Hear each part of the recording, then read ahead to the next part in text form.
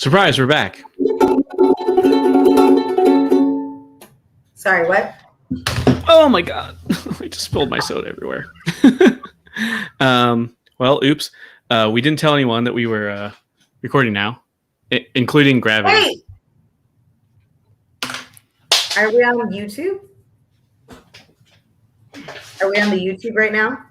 Yeah, I gotta. Don't tell anyone still. Hold on. No, this is perfect timing because then we can talk about it on our socials. Okay.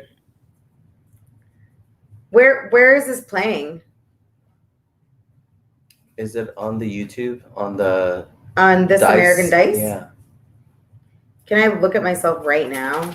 Oh my god, it is live. You're in space. Ah!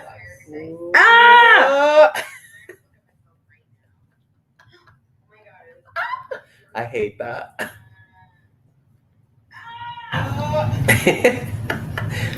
I'm hearing myself in the past. I'm gonna. What is it? I'm presently listening to myself in the past. So I'm seeing my future? I don't know what's happening.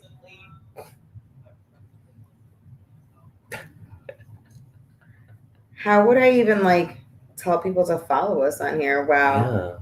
This American Hi, one person. Gunners. I don't know who you are. I wish we could speak to you. Hello. Yes. We're getting all ready and set to play a game tonight. Oh, my name's Eduardo. This is a person that My name's Marisa. I was trying not to touch her because I'm not looking. Hello. David. Oh, share. That's how I do it. Copy this link. Me. We're gonna all watch this together. This is Serafina Tea Leaf. So I see that there's like a little blurb box right down here. We're playing Dungeons and Dragons. We're gonna play a game. It'll be really fun. Our DM is doing something, but he should be back in like milliseconds. I'm very excited to play. He'll probably make us say all of this again. Mm-hmm. Yeah.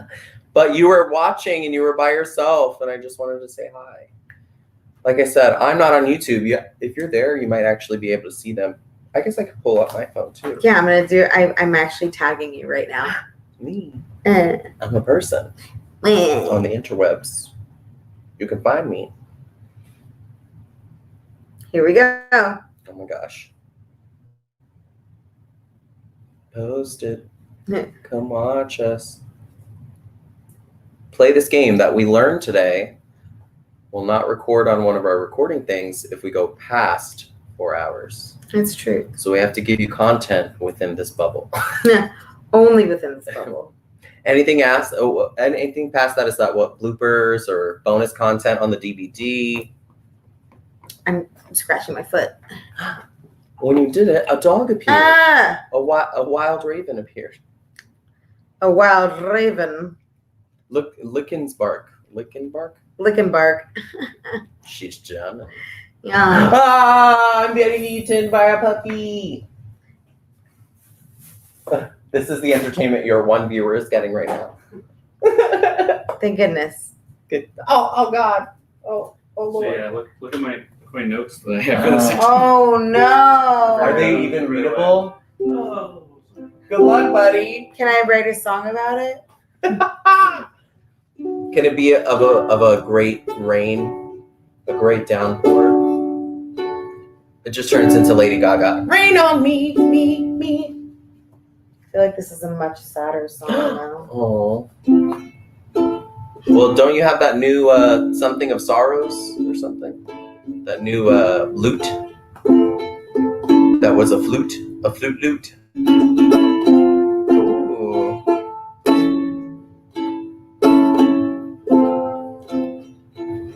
Hello, singular person. This goes out to you.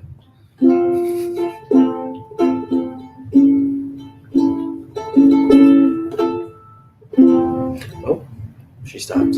She stopped licking. Thank God.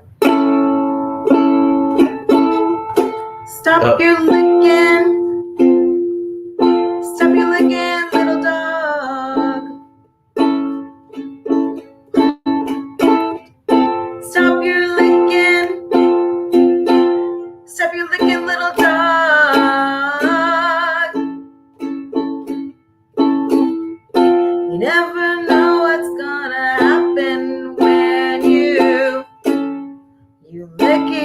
off.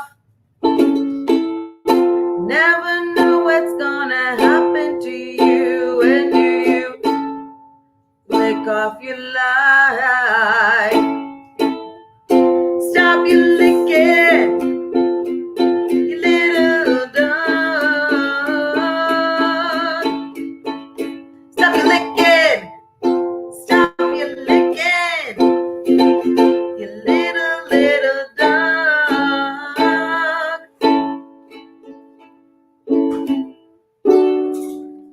One day, you never know.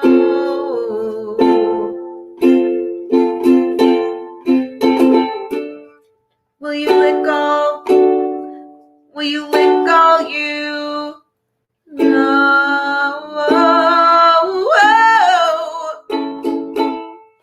One day, will you lick the whole world? That's okay, my little licky girl.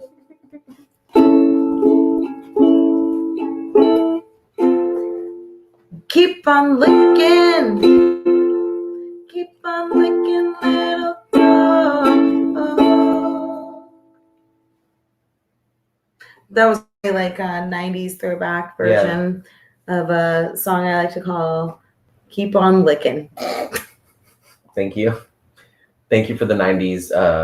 Well, I guess it's a retro throwback. What is this? I liked it. Retro throwback. There's Buffy. I do. I wonder where she is. Oh, what she's looking at. Oh, blue on her skin. Hello. I would like to. I already said. Oh, that's what it was. She wanted to find a spot in between my flesh and the pillows. Oh. She doesn't like to give people a lot of personal space. Oh, she wants to be on top of them, preferably inside of them. Basically, if she could cut your skin open and crawl inside, she would. Is that better? Oh, okay. Well, there she is then, I guess. That was the one night only performance of Stop your licking. Okay. I love that bonus song for everybody. Yes, almost just seconds after I hit record, I spilled an entire soda over mostly just my lap and my notes. So I guess that's good. Nice. This will be an improv night for everyone. Mm-hmm. Oh, and he has more soda just in case, for True. giggle. So I think you two had sort of started this already, thankfully. But my name's David. We're playing Doisp. This is, I believe, the 13th. One of these, lucky 13. That's, you know what? Superstitious. I should have known. Yes. On the day that he is risen, the number 13. Yeah, also Easter. But I got some people playing with me, usually. Always so far. We've got Marisa. Who are you playing, Miss Phone Lady? Just making sure all this is working all right. I And appreciate it. I am Serafina Tea Leaf. Very nice. And our special guest star continuing. And I am Eduardo, and I'm playing Xanth. Very nice. Do you two remember anything that happened last time? We did take a week off, so it's been a bit. I have no idea what happened last time. Please recap. Yeah. I can tell you things, but I Things don't will blow your remember. mind. Go ahead, we're ready. Give us the recap. Yeah. So, oh man, this is when that little notebook would really come in handy for me too. But let's see, we had you had fought the lady, the ghost, Alagondar. She blessed your rapier to be a dragon slaying rapier. Then you went back to Phandalin, the town. You were Xanth at least was introduced to the fantastic Fandelvers, the adventuring children, who took an instant liking to him and still continued to love Feeny. As they should. Yeah. There's a lot. Oh, actually, an important thing on the way, I think there was some debate or maybe some soul searching about whether Xanth wanted to continue along with you. Right. Correct. And I did forget that we did that. Yeah. And the other group members had a say in it as well. Yeah. He and Inverna had a little heart-to-heart where she kind of asked him to leave before she realized, oh, you were abandoned, much like I was. And kind Not of that I know felt that. the connection. Yeah. And I think Serafina and Shanjan had a conversation about how awesome Xanth was and that you should never leave. Yeah. And then, but the very end. Oh, go ahead. I was going to say, well, two things. We went crypt diving in between that. It was in the same place, and we got a brand new. What was it? It was originally a flute, but then it was a lute. Yeah, a lute of illusion, I believe. Of illusion. I said sorrows, and I was like, that doesn't sound right. So illusion, and then we also got the symbol that Shay J is holding from. Not the luck. Luck is his patron or god or god. That's right. It was the goddess of joy, whose name I forget. Joy. You never know. We don't know when these things might come in handy. It's true. If ? Like, but then what I was gonna say, the last thing after we met the children and we, did that, we went to see a shop, and Xanth saw a beautiful woman in the corner. Oh yeah. And he had heard about her. And was like, wait a second, Shay J, I think you said this woman's name. And then we tried to do a love connection. That's true, yeah. Velina Firecrow, I think. Girl, whatever her name was, she was into it. She fell in love. Shay J and them are going to have kids someday. That's right, Shay J. Is the dream. Xanth is wishing and hoping. But there was even bigger news. Someone from Gnome Guard. Yeah, Gnome Guard showed up. And I didn't know about this, but they said something very important to Miss Serafina Tea Leaf. I didn't know the ramifications. What was it? Yeah, if you remember, the dragon had attacked and theoretically destroyed Nomengard. And that was the big news, I think. So I think we're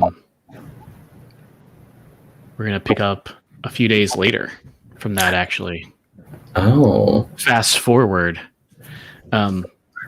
Actually, also, I should say that we had talked about this between games, the human players. But you two had leveled up a little bit. So now, I forget what level you actually are. Are you level 6 now? Who knows? 6, yeah. Yeah. And Marissa's a level 5 bard, level 1 fighter, I believe. Fancy. So moving on up. Way to go. But, yeah, I do want to just kind of... Oh, go ahead. Go ahead. Sorry. I was going to say, I think it'd be fun, or I just want to montage kind of the last couple of days before you went out. And I think maybe we pick up this like episode, with the 4 of you kind of, I probably in Neverwinter Wood already. And actually, let me show you this little map here. Let's see. So yeah, everyone should be able to see, or you players, everyone definitely should be able to see the map. But you player folks should, if you're looking there, right about there. Yes. Where you at? So you're in Neverwinter Wood, headed to this woodland manse. It's probably a somber tone, right? And maybe as you remember the last few days, we as the viewers of this hit television program flash back with you. And some details here is that Delabine and a handful of other gnomes that you had met from before, including one of the kings, but not the other, came to Phandalin seeking refuge. And the town master, if you remember, has never left his house. You had briefly met his brother Tybor, who was hammering up the little quests. Right. He was kind of a jerk, Yes. much like his brother, also a jerk. But Feeny, you actually had to convince Harbin and his brother Tybor to let these gnomish refugees stay in Phandalin in the first place. What do you think you did to convince him? What'd you say? What do I think that I did to convince them to let the other people stay? Yeah, the gnomes. God, a rock concert. I mean, I feel like I definitely played like a song for them. Yeah, maybe a rock concert. Ooh, I know. I probably played a rock concert that like told the victorious stories of their like ancestors and made it like relate to them in some way and be like, you guys are the best rock. What are they again? Miners. Rock miners. Is that what they are? Oh, the people in Phandalin? Yeah. Yeah. I think they're just general miners, but then nothing really was there to be mined for a while. So, but basically just being like, you guys are the best. You're amazing. You're the best in the history of the world and this part of the world. Yeah. And that kind of convinced the two Wester brothers to be like, all right, fine. I guess they can stay, although they do it begrudgingly. Although, of course, they make an announcement that it was their idea the whole time, naturally. Of course. And do you raise their spirits, I guess, with song, the gnomes at least? Oh, for sure. Absolutely. Yeah. I love that. Yeah, so I definitely make sure that like they all feel really good about themselves by the time this concert is over. Yeah, I felt that went without saying, but I wanted to put that out in there too. So, and this is just for, because it's like a montage of fast things happening. I feel like if there were gnomish children, because I'm sure they'd be like, women and children first. We all have to escape. Mm-hmm. So I feel like Xanth would take the time to take care of the kids, make sure they're like in a safe, I don't know, cabin or whatever. And he would introduce them to the 5. Right. And then he'd be like, they're going to protect you. They're protect the town, and like lift up the 5 kids as well and be like, look at all these gnomish children that you have to protect now. Mm-hmm. And that would be like his thing. I think I say it with a little bit of like, oh, you have to do it. But I feel like Xanth would be like, you have to, like in an honest, like, so like, I don't know how Inverna or Shay J feel about that. Me like corralling children underneath my giant hooves. Children. Excuse you, children. I don't want to step on you. But yeah, I feel like in that time, in this time jump, you're doing like this great concert, and I'm like, look, listen to her. She tells great stories of your people. Like, ooh, listen. And it's all about your people. Yeah, and I want to ask Xanth a question too. I think for whatever reason, I'm going to give you a minute to think about this as I go into another detail, but I want to ask you, these voices that you hear, for some reason, they, almost as soon as the gnomes showed up, I've been telling you, like, they're fine. You need to go to the this woodland manse, though. There's a corruption. Can you tell me what they exactly said, or what the motivation they're giving you? Yes. Yeah, for sure. So ever since I became stronger recently, level up, guys. I'm being meta. Like ever since I recently became stronger, I have left the place where they normally would be loudest. But the ones that I brought with me are the bravest voices, if that makes sense without revealing anything. Yeah, so I feel like they're always magically connected to each other, or like having a conversation. So I feel like go back home is more the suggestion. So it starts with go back home, and then as the day passes, it gets more specific. And then it doesn't, do I know what this is called? This woodland manse? Is there like an old forest name for that? Or maybe a sign that I've read once or something like that? Ooh, interesting. Yeah, you tell me. I think I think I put in your notes that you'd already know that it used to be like an elven kind of mansion. A manse, Yeah. I guess, is the same. Yeah, that really helps. So in Sylvan, it will say magical home.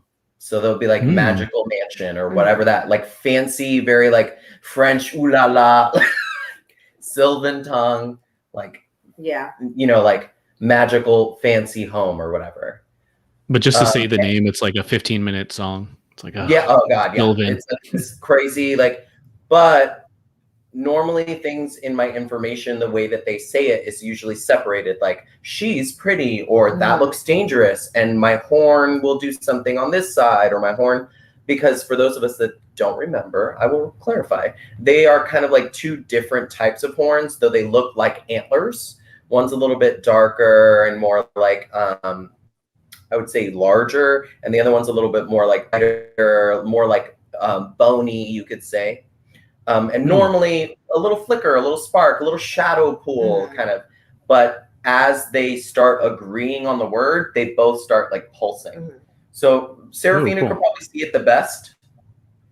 But now I hear in that Sylvan tongue, they both agree, magic mansion, like go to the magic mansion, they go there. So by the third day, the kids, as much as I love them, have started losing focus for me, and I start like pulling sleeves. I'm like, guys, I think they're settled. Let's get going. So I think that, how do you feel about me initiating? Like, I'm okay with you initiating. I think that it would move it along. Yeah. And the kids would be likely to be like, oh, what's happening? Yeah. So I feel like the one that, not that I need to convince Inverna, because she's going to go anywhere that Serafina goes, but now that we are slowly getting into the conversation, I want to strategize with her. So not that I'm keeping you out of it, but I would like whisper to Inverna some stuff about the woods, or say, like, let's get going. Because I feel like she has more of a tactical thing about her. So as we're walking, because I think we're already making that distinction that we're going, right? Right. As we're walking, I kind of like lean into Inverna more to like talk to her about what we're doing. Yeah. And I don't know if we have to have a whole conversation about it, but I do want to point out, probably Inverna would know this. I want to give the detail out that she says, gnomes, pretty magical creatures, especially even them rock gnomes, which is what they are, different than forest gnomes. But anyway, doesn't matter about that. They're very magical creatures, and dragon ice, assuming that dragon froze them solid, won't do the same thing that it does to like humans or elves or centaurs. But they might, if we get able to thaw that ice out, maybe all of them gnomes might be okay. She's like, that's a good, that's like the best way to. Yeah, for sure. Because we don't want to go around smashing shit. Yeah. Got it. And Noted. She says, the best way to make that thaw hurry up is getting rid of that dragon. Yeah. And he agrees. And now that he's matured in ways that we just can't understand, I feel like when we get back into the forest, there is a I don't want to reveal this, but there is another voice that joins me. And this voice knows Draconic. How fun! I should hear that language. So I did. So now every now and then you guys can hear me like learning Draconic. If I'm good with languages, so I'm like repeating what they say or whatever. I feel like is that okay, David? Yeah, I love that. Okay. Oh, maybe that's a fun way to like keep it reasonable. Rangers just learn crazy shit, okay? Yeah. They just learn crazy stuff. Maybe in this montage, the two gnome wizards you had talked to, Serafina. Mhm. Oh God, what are they? Fibblestib and Dabbledob, I think, for their names. We're teaching you this brand new spell called Shatter. Oh my God, you have it too. We learn things quick around here. So anyway, remember how to do this. Do you see this Ooh, spooky. this building? Ooh. Yeah. As you it's probably been a few days travel over here as you kind of were left with your thoughts of the last few days. But you're finally there at the Woodland Manse. Wait, I didn't go to the Woodland Manse. Hopefully you did. Yes, we're walking there. The good thing is that's the whole point of Xanth being a forest dweller, is that he actually knows where he's going. He just needed a call, a fantastical reason to be there. Yeah, so are you folks on the map? Currently, I am not. I am looking. It's very small. Yes, I see it. It's on my left. Oh, I see. Yeah, so you can only see a tiny little square of it? Correct. We can see it for you, bud. Yeah. Yeah, nice. So, yeah, let's see. Oh, so for our viewing audience, the players can only see anything in this highlighted area, and we can see the rest. Don't tell them. So, let's see. This thing up, yeah. So juicy. Oh, yeah. I get you. Oh God. Yeah, this is what it looks like. I think that's the same exact one. So this is like an old elven kind of building, kind of just in the middle of this forest, and it's for sure overgrown and kind of rotted. There's parts of it that are obviously like broken. There's like vines going through windows and everything. For the sake of brevity, but also the kindness to the horses that we traveled with, can we say that big tree is actually there and safely tie them to it? Yeah, and in fact, the map supports that. I'll reveal a little more. Right behind you. Perfect. Good. So, let's see. Oh, I feel like it's maybe right as you were coming toward this, or right before you saw it, I guess, with your eyes. Yes. It started raining, just like a drizzle, and then like a harder rain, and it's kind of foggy. And I feel like I'm gonna set it an hour or so, maybe at the most, before sunset. So it's like real spooky. Let's see. That's the way I like it, Daddy. Yeah. I want to point out that it's a 2-story. It's 2 stories tall. It's a big stone foundation. Above the main entrance is a balcony that's it's all overgrown with like vines and like kind of surprisingly for Xanth especially, like vines that you're not really familiar with.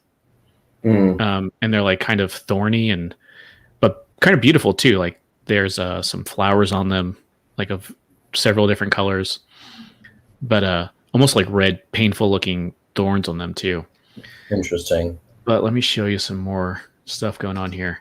There's also several pumpkin patches with little boars.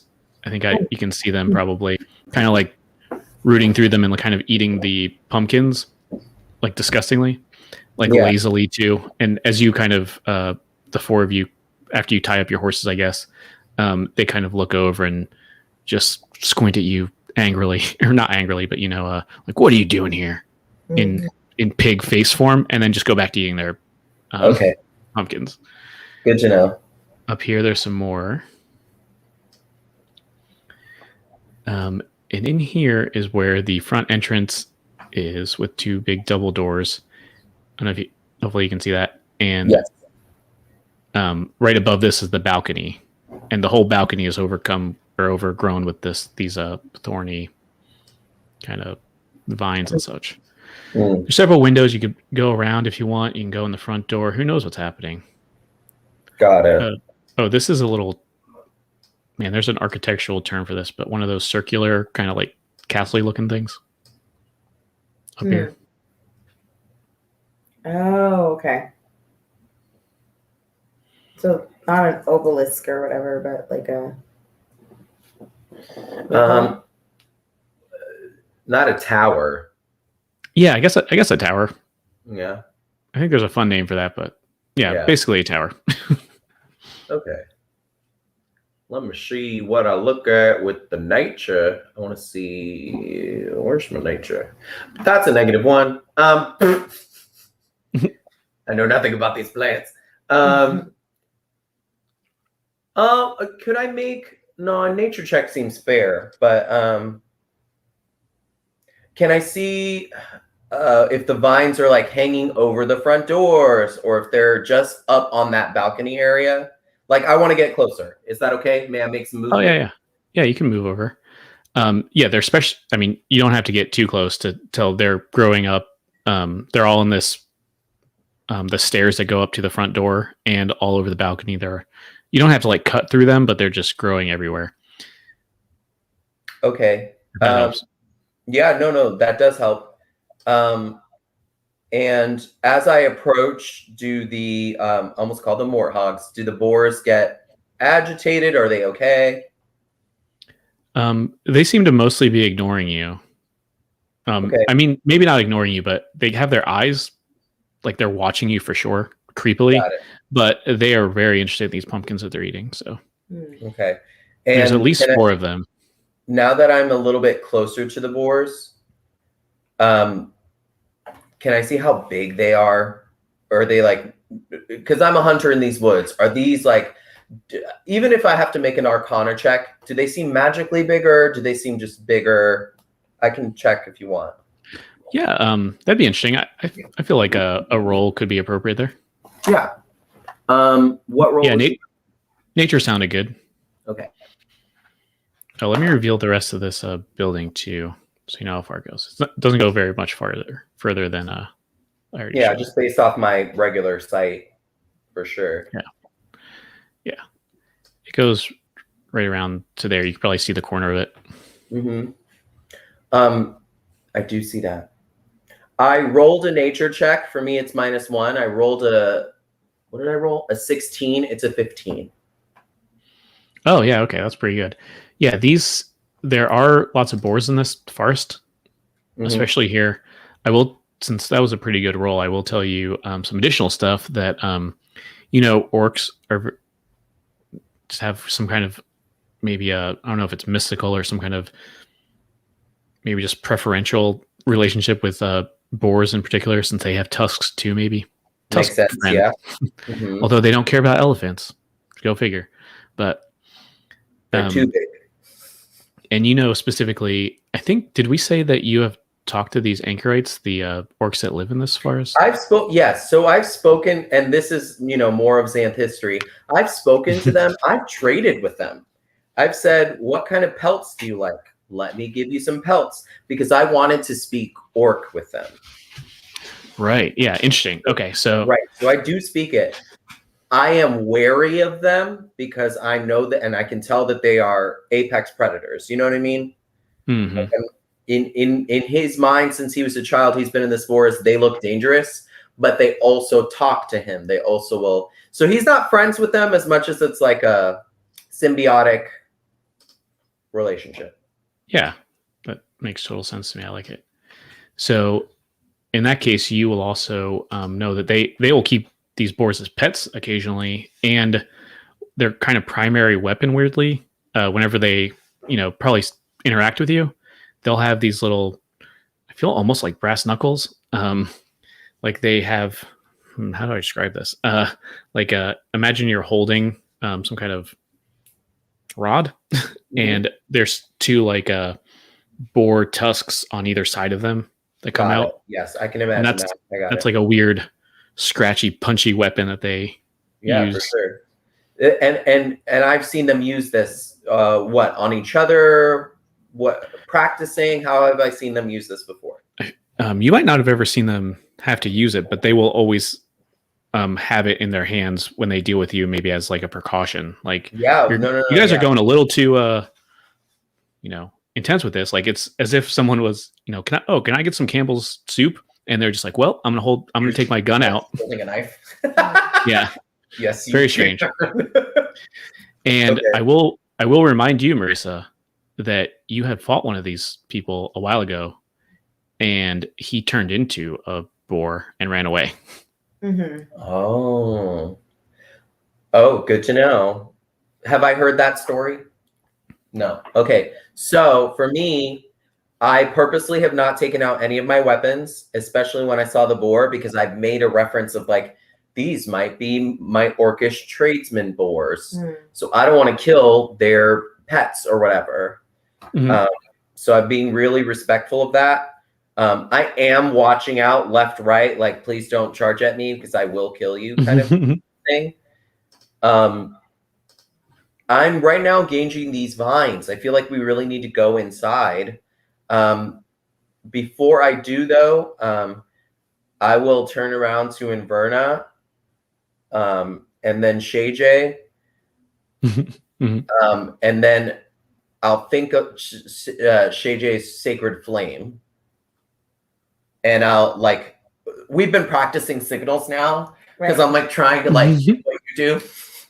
So I feel like I do some weird like, because he rolls his dice to like set things on fire. So I go like this. I don't know what I'm doing. I'm a horse person. Like I'm like this for the vines. But I feel like we're being quiet. It's almost dusk, you said, right? How do you feel? What would you do in this situation? If these vines are in the way?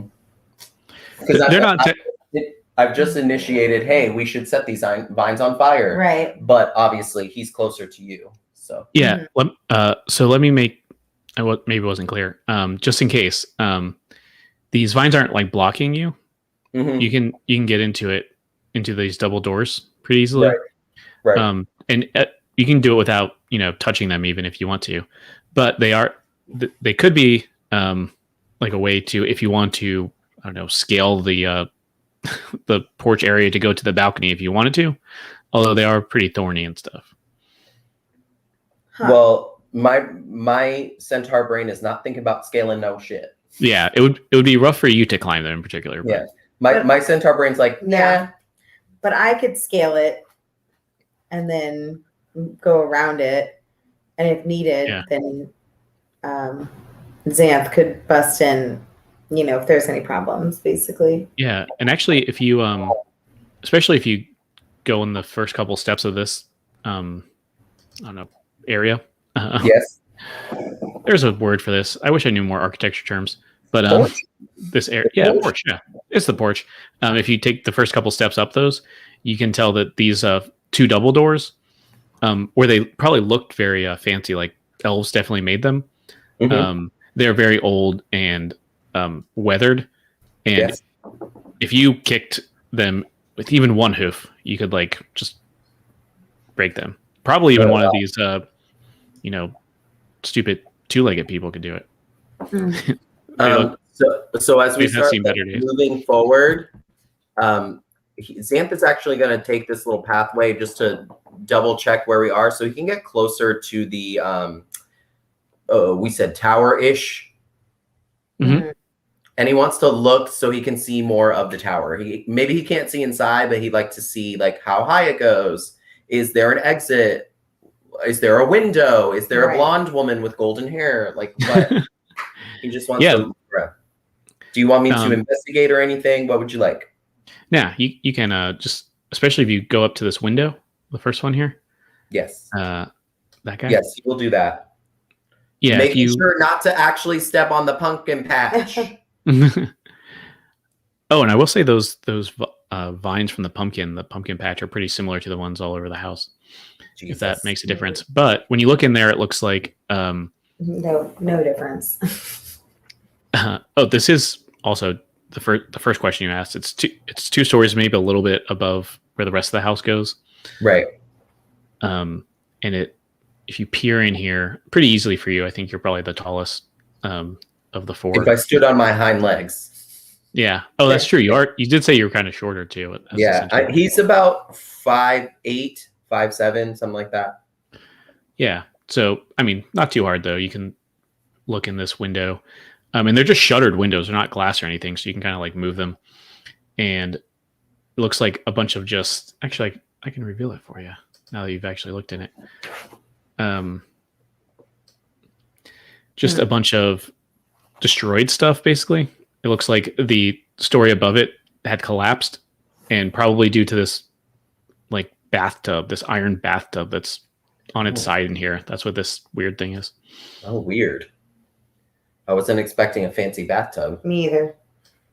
Oh, okay. And I guess you could probably see it goes out this way, but you can't see anything in that hallway really. So I'm not scared of this room, but it seems weird to me that everything's kind of like messy and destroyed in such a fancy place. You know, outside, you know, it looks messy and all that as well. So he's not too surprised. So he's going to come back. Oh, not through the patch, I promise. Hold on. Not through the pumpkin. No, that's not what he would never. And maybe you almost step in the patch and the two boars there look at you like, what are you going to do? Do we hear a grunt? Like a no. Oh, good. Thank God.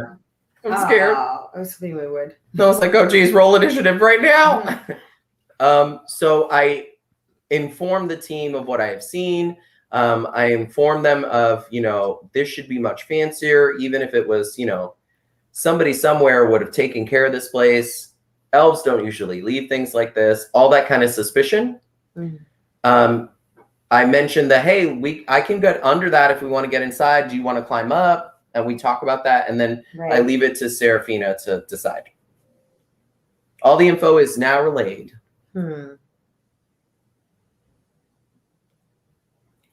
So our main options are going back to the house, right?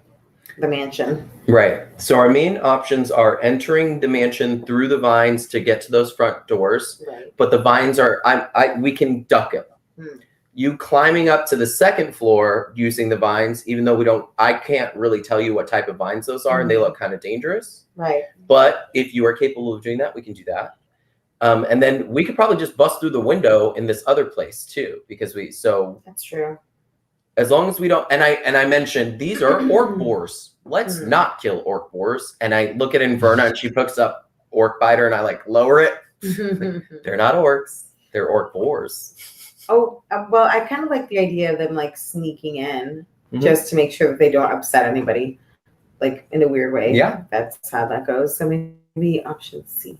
So we are going to, and I follow, can we send Inverna first? Sure. Because I feel like she'd happily climb in through the window and yeah, I'll boost up Serafina and I have to go last because, you know, it takes me longest. Oh my gosh. Hold on a second. Marisa.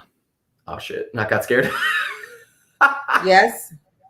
Could this be the moment you're waiting for? Oh God. What moment? I just remembered this, your item that you've always wanted to use. If the option is to sneak in, this could be the time. Could this be the moment I'm waiting for? The dust of disappearance forevermore. The dust of disappearance gonna make you wanna hear it. Gonna disappear right in front of your damn face. The dust of disappearance today. Gonna use it. Read me that description because I don't remember it. Right now? Sure. Yeah. Yeah, I will. When you use an action to throw the dust into the air, you and each creature and object within 10 feet of you become invisible for 2d4 minutes. The duration is the same for all subjects, and the dust is consumed when when its magic takes effect. If a creature affected by the dust attacks or casts a spell, the invisibility ends for that creature. So we have to roll 2d4s and see how many minutes it's going to last. All right. Yeah, I don't know if you actually want to do that, but as you said, you were sneaking in. I'm like, wait a second. This is the thing you always keep wanting to use. Pass Without a Trace, which is a spell that I know. Hold on, let me read it. It essentially does a +10 to stealth. So if you don't want to waste the item, we can do the... I mean, when have I used the item before? My dust of disappearance. You only... This particular moment. Yeah, you only get to use it once, so you might as well do it, right? Might as well do it. All right, so we gather around Seraphina. All right, do you know how to roll dice, Marisa? In the program? We are rolling physical dice over here. Hey! Ooh, okay. Do you want to move your body? I can't move it. I can move my body. I got you. I can move your man if I want to. Ooh, we have D4s. Oh my god. Which triangle of death do you want? Oh, sorry, triangle of disappearance. This one? And one more. Oh, geez. There's one here. Oh. There's I like that one. Yeah. I'll do this one, I guess. Since I already have the other one in my hand. All right. Oh, god damn it. And I will get these out of your way. Rolling them physical dice. Okay. We're going to roll now. Do it. A 3 and a 2. 5 minutes of disappearance. 5 minutes. All right.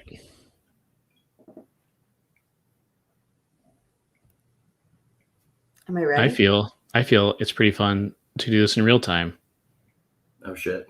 Why are you like this? When my alarm goes off, you're visible. Oh. Wait, so what am I supposed to do? So once the disappearance dust happens, I feel like Shay J starts talking and I like search for his face and I'm like, shh, like we're being quiet. So there's a centaur face on a centaur hand on a human face. And I push him in because Inverta was going to go first, but Shay J was talking. So I had to get him. And I was like, shh. So he's now in there. I feel like Inverna's smart enough to know to step forward. And Seraphina is going to take her hand and we're just going to like get in there because it's 5 minutes and we got only so much time. Okay. And as I'm like climbing, because it takes me, so I read this earlier, it takes me longer to do things, not that it's so much harder to do things. Okay. So I'm going to make my way to this corner and we're going to do one of those Inverna signals. So if we may, I would like Inverna, who also has dark vision, correct? Yeah. To take a step forward. And if she could please look down the hallway. Is it dark? Is there light? It is actually pretty dark. Good to know. Good. But at least in this room so far, you can see some stuff. Now she is going to take a step forward. I don't know how we check for traps when it comes to this kind of stuff, but that door was just completely open, huh? Yeah, there was no, if there was maybe you do see like old hinges, like there might have been a door there at one point in the past, but long since not there. Okay. You see some stairs up here. Right. There's like under the stairs, there's a little like Harry Potter closet, you know? Over here is another thing that maybe used to be a door, but now it's just an open kind of area going to another place. Got it. Down over here is there's a word for this. Man, I should have looked up our architect things, but you know when you have like almost like an open room in the middle of a house. It's one of those. You can see like if you kind of peek in there, you see like a big kind of tree that's coming up out of this middle of this big kind of stone area. Oh, actually, with the 5 minutes, I forgot that tub was there. Can I look in it? Yeah, it's on its side. You can just kind of move it over, and maybe it rights itself. Or actually, I won't say you push it over. That might make some noise. But if you don't want to, you don't have to, and you kind of peek in there, and it just looks like an empty. There's a big crack in it now. Good. No like blood or lingering body parts. Got it. Not yet. Smart. Not yet. How dare you? So after that, he comes down, and he does not like stairs. So he's gonna let Inverna look up the stairs. Are they going down or up? I'm sorry, I can't. No, they're going up. Yeah. Mm. And that little closet is like under the stairs, Okay. I'm gonna head towards the closet quietly with my hooves. Click, clap. Yeah. And if I may, I think Inverna would go up just to see down whatever hallway, but she's creeping. She's making sure not to let any of the steps go. She's taking her time. Oh, she's going up the steps? Yes, but only to the like midway point, just so she can see further. In the dark. Mm-hmm. And Shay J's smart, so he's going wherever Serafina is. And he's gonna like stay in the middle. Right. But he's trying to talk. I feel like every 5 seconds he's like, I can't see. He's like, I can't see you. Can you have Inverna roll a dexterity save? She is going to roll a dexterity save. That is what you want from Inverna. So I'm going to click on her. It is a dex save. Is that what you want? Yeah. Dex. Oh, I just rolled dex. I didn't roll dex save. Was that what's right? her Her dex is +2. Her save is, I don't see it on here. I would say it's a +2. Let me see. Yeah, she might not have a dex saving bonus. I don't remember. No, she just has it. She just has it to Constitution. So you got it right. Okay, good.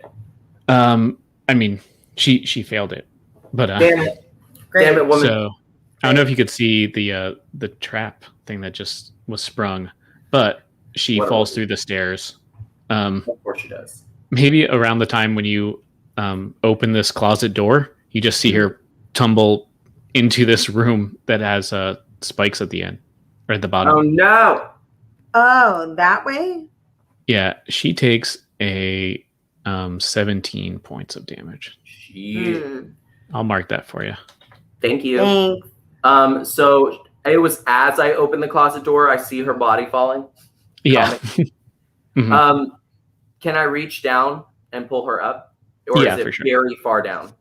No, it's like right next to you. Yeah. So he's gonna pull her up. I'm assuming that made a loud noise. Is she visible now? Yeah. What's the condition? If she takes damage, does she turn visible? No, it's just whether or not she attacks or cast a spell. Or cast a spell, right? Yeah, so she's actually still visible until my alarm goes off. Damn it. So which is very soon. Yeah. Anything else? Can I do cure wounds on her, please? Sure. Just level 1, so it's 1d8 +2 or plus something. 5 plus whatever this is. It's my wisdom. So yeah, 5 plus 7 points back to her, please. Nice. Oops. And Inverna looks at me like it was my fault, which I totally agree with. And I whispered to her, I said, "Oh, damn it. We're visible." That wasn't a whisper. It was like, "We're visible!" Yeah. Right as I'm done like cure woundsing her, she becomes visible and I can see how angry she is. And I look at her and I said, "Would you have preferred that I had taken the stairs?" like this is the first time I'm ever sassy with her. I'm like, either way, one of us is gonna take the stairs. Yes. I feel like she doesn't shrug me off, but she probably like gets that last minute of like healing, whatever doing, because it's cure wounds, so I have to touch her. She like, shh, like shrugs. Mm-hmm. Doesn't like push me, but she's like, oh, somebody had to get stuck with spikes in their fucking leg. Yeah, Sorry, I think she just their freaking leg. Like, I think she just grumbles under her breath and just like Yep, accepts your for sure. help up.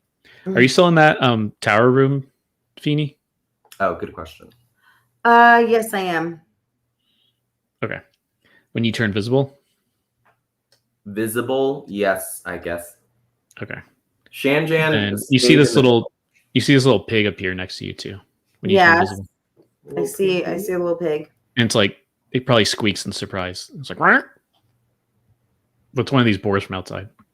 Sorry, I was just trying to look at it. Oh yeah. Let me actually show you. I guess I never brought that up, huh? Oh my god. Those are huge. Here's my little pig friend. Oh, make the noise it makes, Marisa. Okay. But So good. is that surprise? Huh? That's a pig in surprise, right? I don't really speak pig, so Here's a pig in surprise. I hate it. It's perfect. Yeah. So like, yeah, it absolutely makes that noise for 5 minutes, and then For I think 5 minutes. of our Yeah. invisibility. I think it tries to scramble back out of this window but can't, and then just hides in the bathtub. Oh, he hides in the tub. How cute. So anyway, I guess you're visible again. That And we hate it. yeah, I guess there wasn't Don't a like being lot of threats in here, but what's the next plan? So now that we're visible, Xanth kind of like shrugs his shoulders because, like, in his head, he's like, "Well, I mean, we were invisible for this long." So he feels like he's not gonna cast Pass Without a Trace, but he thinks about it. Nothing has really triggered an alarm or any loud sound. But he would like to. Is this a door that's right next to him? There's an opening here that used to be a door. Where? What about this? What he's stepping on right now? Yeah, that is. So that's that stone room, and you can go down. You can actually see if you step over there. You can see a little more. Is it dark? This is actually probably the brightest room because the sun is still kind of coming out of it. Oh Jesus! Can you see more of that? Yeah, and I hate whatever all that squiggly stuff is. That's so. Let me tell you some things real fast. So you see a big tree. Looks like this. It's not a pleasant looking tree. Nope. In the middle, it's kind of growing out of this well in the middle. That's what the squigglies are. And there's like overcome with all of these vines, like the same thorny kind of vines. There might even be some pumpkins coming out of it. Very Halloween themed, apparently. Over here, this I did look up, and by look up I mean they told me in the adventure what it was called. But an arcade, so one of these. Oh, interesting. Less graffiti, but about the same amount of vines. That is a walkway that goes like above it, you know? Yes. So like on the second story you could walk across it, but now you can walk under it, kind of thing. Okay. There's a broken door here. There's a regular door here and over here. Also over here. I don't see where you're looking at. Oh, you didn't see those little circles? No. The indicators or whatever, no, we didn't see that, whatever you were doing. Oh, I bet I know why. Okay. How about that? Yes, now we see it. Mm-hmm. Okay. There's a broken door there. There's regular old doors here, and back up here. Also, right above where this door is, on the second story, like the second story still overlooks this open stone area. Right. You can kind of hear some people up there, kind of sounds like they might be arguing or something, and you can see someone walking back and forth by that window that's open here. Okay. Maybe like just their shadows, I guess. Yeah, of course. Xanth wants to make a perception check of some kind on the language or what they sound like because he knows he can't see them. But he's willing to do that and take a few steps forward if that helps. Yeah, sure. If you go into the room, feel free to do that whenever you want. So Inverna comes over and she like pats him on the hind, which I think is like affectionate, but also she knows that she's like, and she leans in and she says, "It's your turn." So he takes the first step knowing that she just took the first one. I love it. Yeah, so he's going to step forward until he can register the voices well enough. Avoiding the vines like a smart person would do. Right. Yeah. What you would assume. Oh, very close to a vine. How does that sound, DM? Actually, could you go back in time? Yes. No. Stay there. But can you make a stealth roll if you're trying to be sneaky? Yes, I can make a stealth roll. Describe these vines. Yeah, please, somebody. Ah! I'm the loudest. Hold on, it's not a good roll, but I should check anyway. It's a 4 plus a 4. It's an 8. As terrible as it should be for a person who has hooves. That's not too bad. Yeah, okay. It's an 8, you said? Correct. Okay. Yeah, you hear that arguing in that room up here. Stop.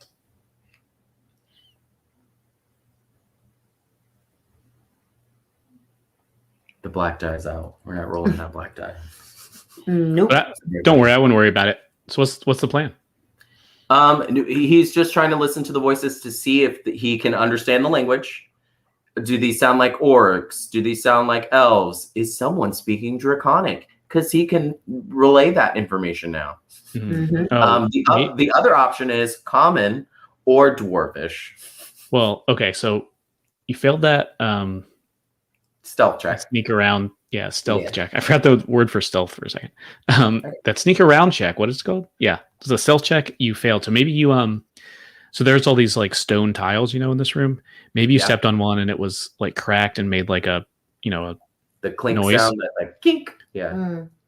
And then as you like it maybe because the nature of this room, it kind of echoed off the stone walls around you. And you kind of freeze for a second and then realize, oh, they stopped arguing up there. Got it. There's no more sound. I feel like Inverna rolls her eyes. Unsurprisingly. But I've been taking the lead and we've been like switching off. Right. So I think she's going to signal to Shanjan and it's like, tell Seraphina we're not going without her, like whatever that movement is. You know what I mean? Yeah. And Seraphina's still hanging out with the pig. Yeah. Because we don't want to move any further. She's not going to come with us. So she's going to like do that. And then Shanjan's going to relay. And now I guess they're talking. They're like, what do you want to do, lady? Why are you talking to a pig? Yeah. So, yeah, what do you do? I guess, maybe we'll say Shanjan comes back and just like, Seraphina, there's a big tree in here. What should we do? Xantha's sneaking in there. I'm not doing good. If that helps. It turns out people with horse bottoms are not very sneaky. So maybe Seraphina's like, well, I know people with horse bottoms aren't very sneaky, but I'm thinking, what if we go around? Is there any way for us to go around? Like to the other side? Oh, probably. I see a hallway.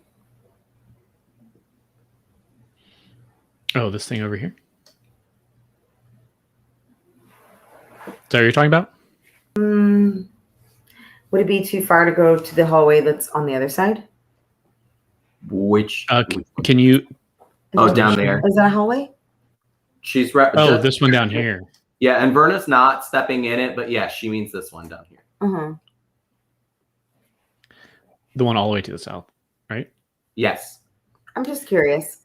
Yeah, that yeah, you can go down there for sure. That one is the one with the broken door. I think you can kind of see on the map like the remnants of the. Yeah, we see it. So how can I No, get to the broken door? You just, I mean, you walk down. Okay.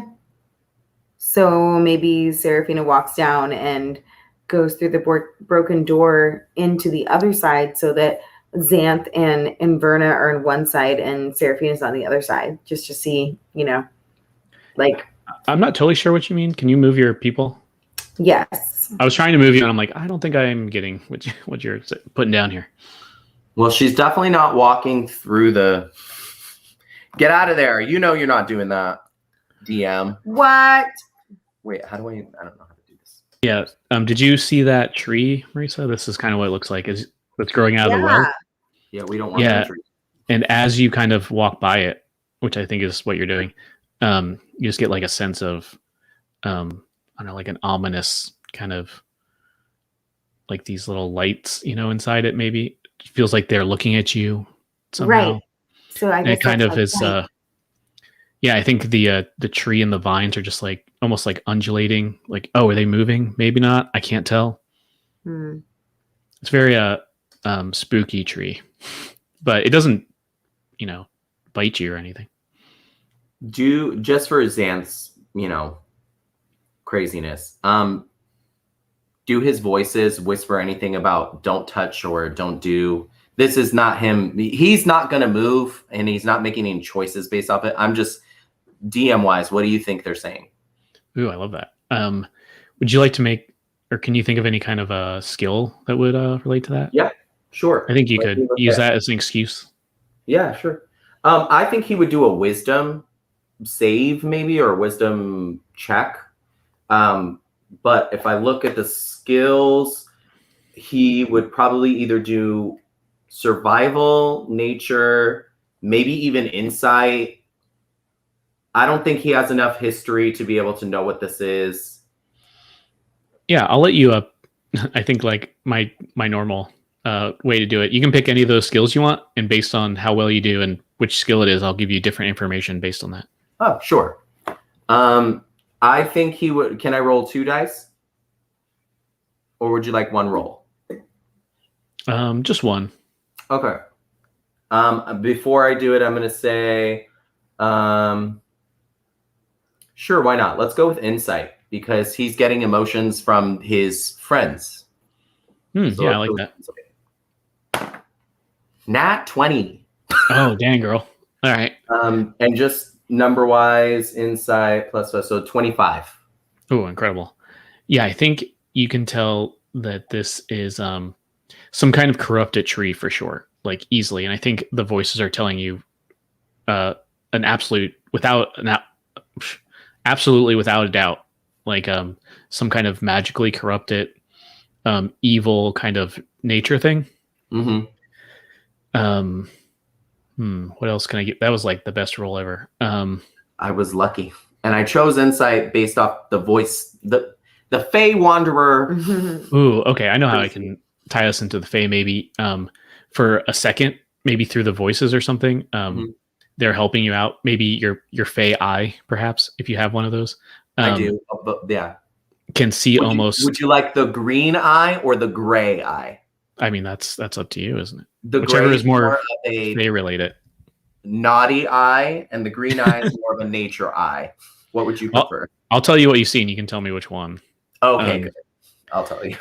For a second, the tree kind of disappears to this one eye. Maybe if you close your eye and you can see it, and you see like a disgusting like vascular system throughout it. The whole tree, like veins and stuff that are pulsing like a heart, and it goes all the way down into this well, and almost like beating like a heart, and like disgusting, like 1 part animal, 1 part tree kind of thing. Oh. Okay, so yeah, then it's the gray eye. So the gray eye kind of like gets brighter, not white, but like brighter. And you see like shadowy little things like trying to reach for it. So it's like it's a chaotic, like he's like, let's do that. Mm. And then you see him like swat at his ear like he usually does. And he's like, Yeah. nah, Mm. no, I don't want to do that. You Yeah. might even say that out loud. You might even hear, no, I don't want to do that. Mm.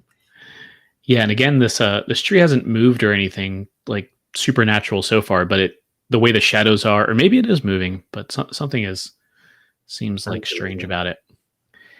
And I will say now that everyone's in the room, you can hear a quiet, almost it's like maybe a song or something weird coming from this room.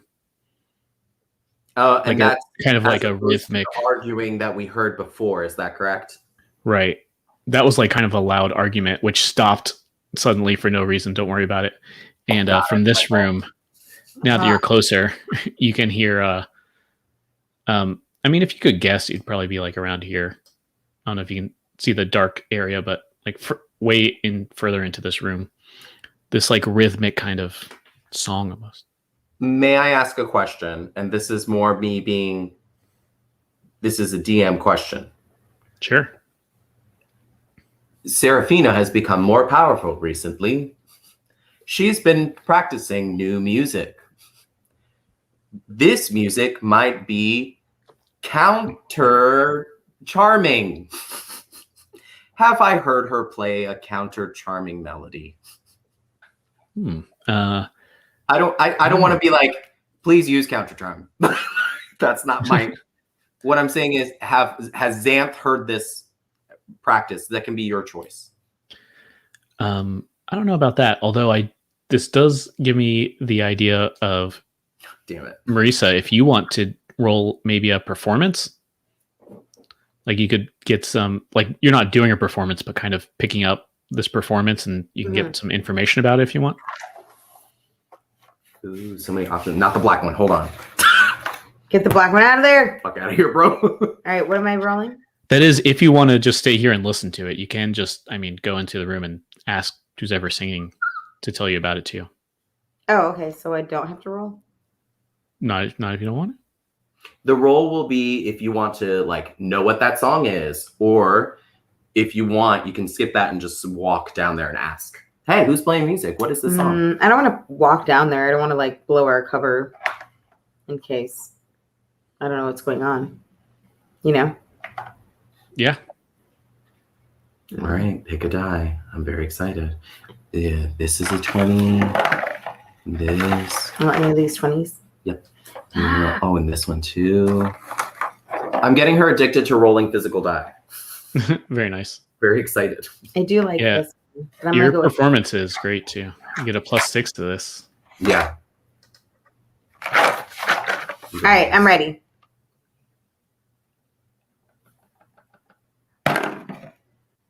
No. The red one's out of commission now. It's a +6, you said?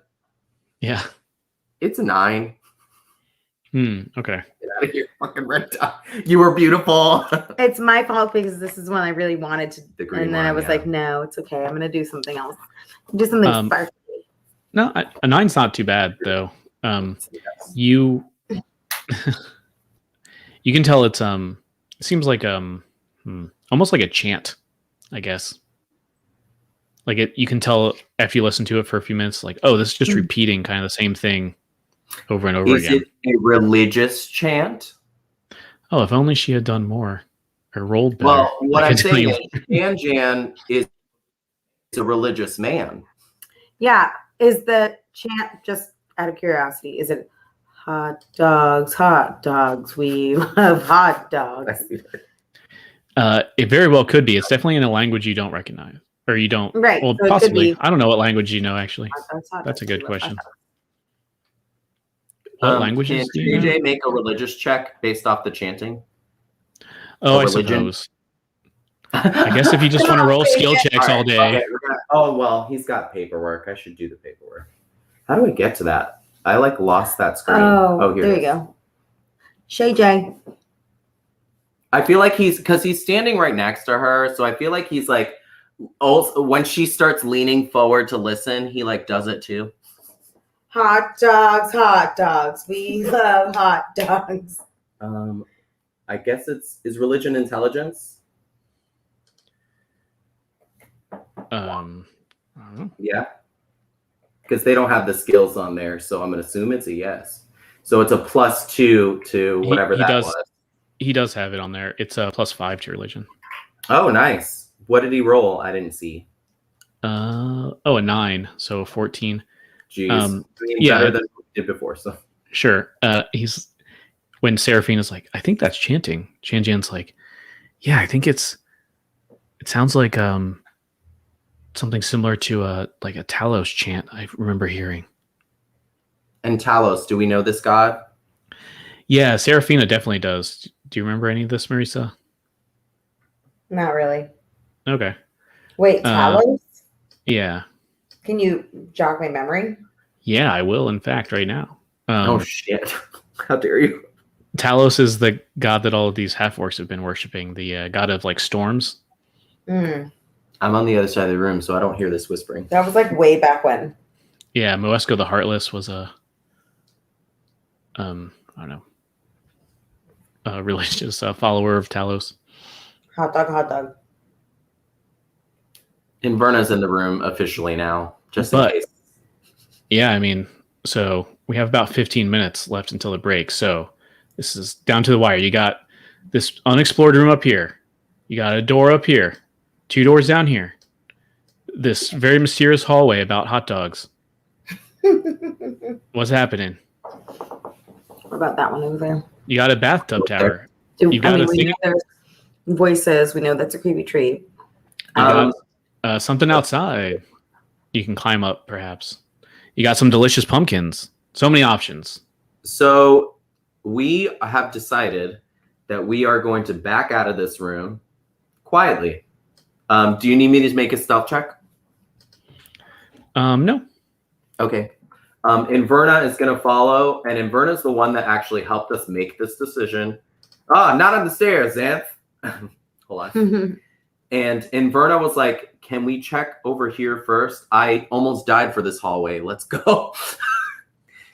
So she's going to making trap stealth checks because she's tired of falling in pits and people falling.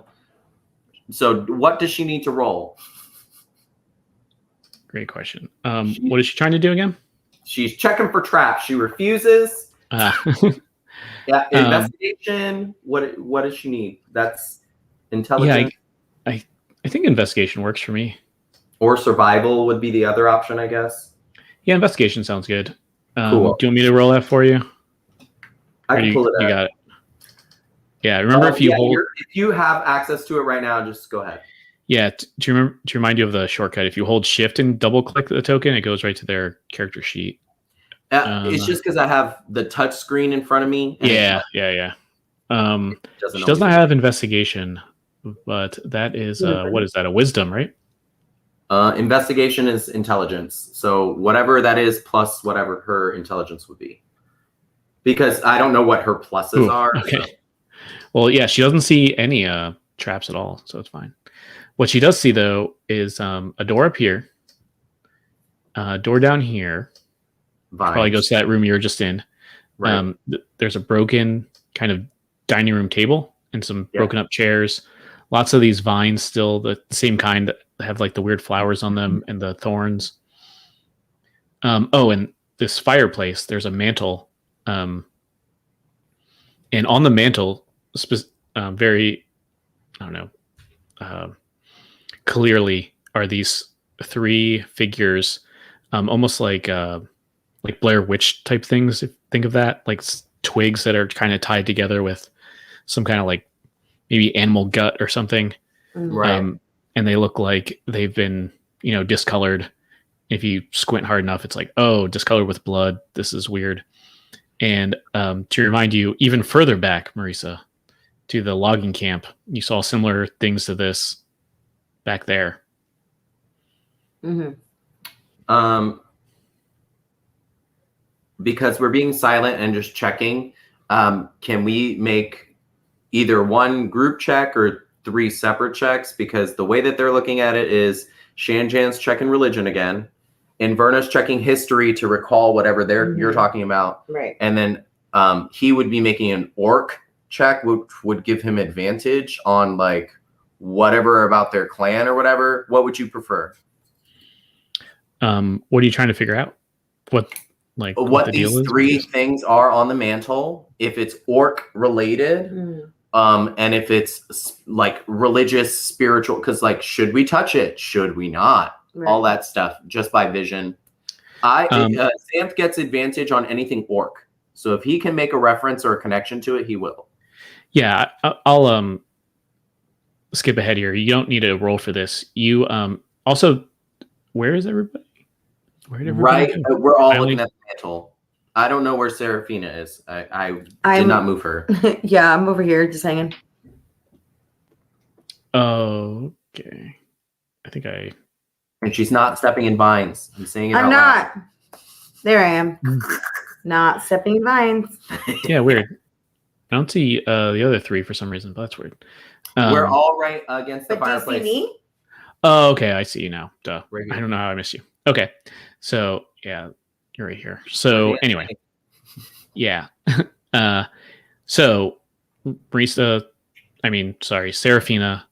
Shanjan, and Inverna maybe all fill Xanth in. Like, oh, they had things very much like these in that logging camp, and they were used to attract those giant bugs.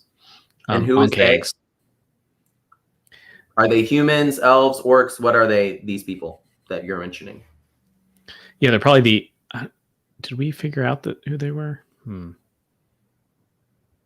I don't know if we figured out for sure, but I think it's safe to say that it's these half orc anchorites of Talos. I mean, I can make enough connection through my history of them. Yeah, maybe you've seen They're like- them use this kind of What stuff is it? before. Favored enemy or whatever it's called.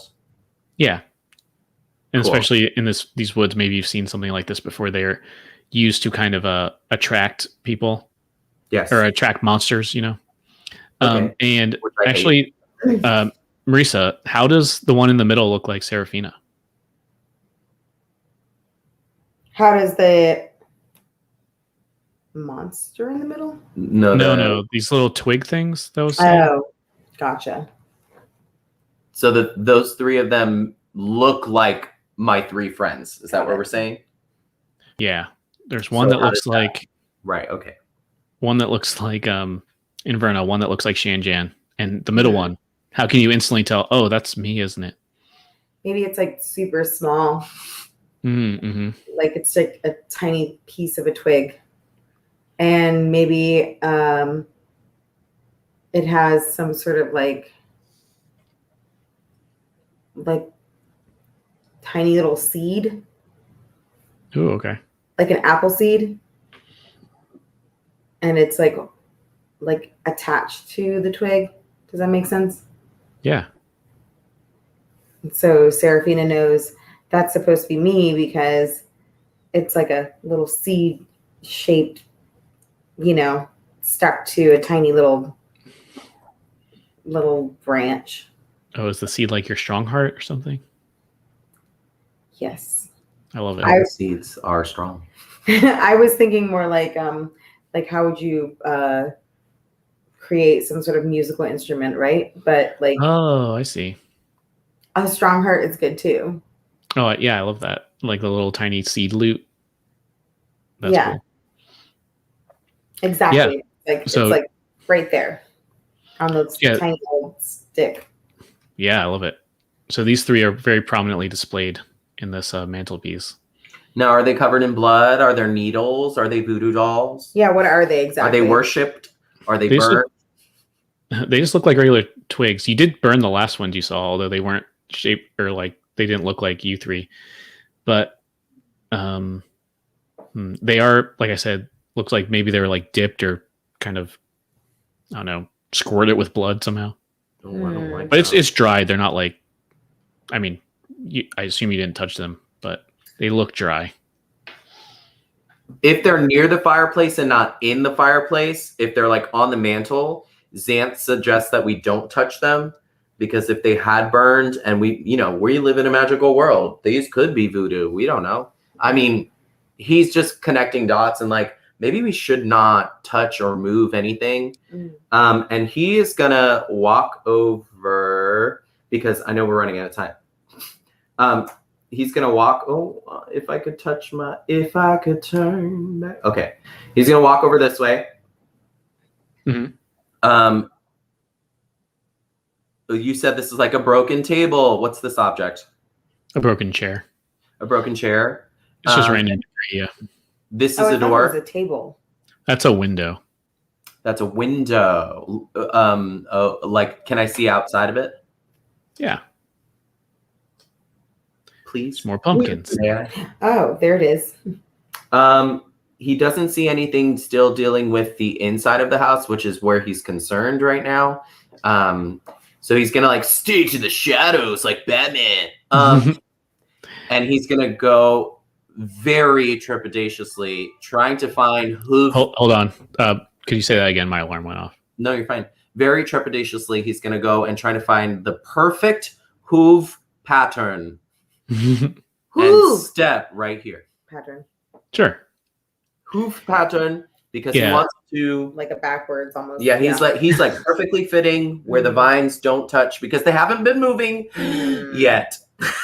Yeah, and these vines too are mostly like climbing up the wall, or not physically climbing, but they're climbing vines mostly. There's not a lot on the floor, but yeah, they're probably on the ceiling too. Yeah. Hate it. And he would like to look at the door. Is there a doorknob? Oh yeah, this is a normal kind of door. He hates this, but he looks at Inverna and says, "Take two." Oh no. And he's gonna open the door. Mm.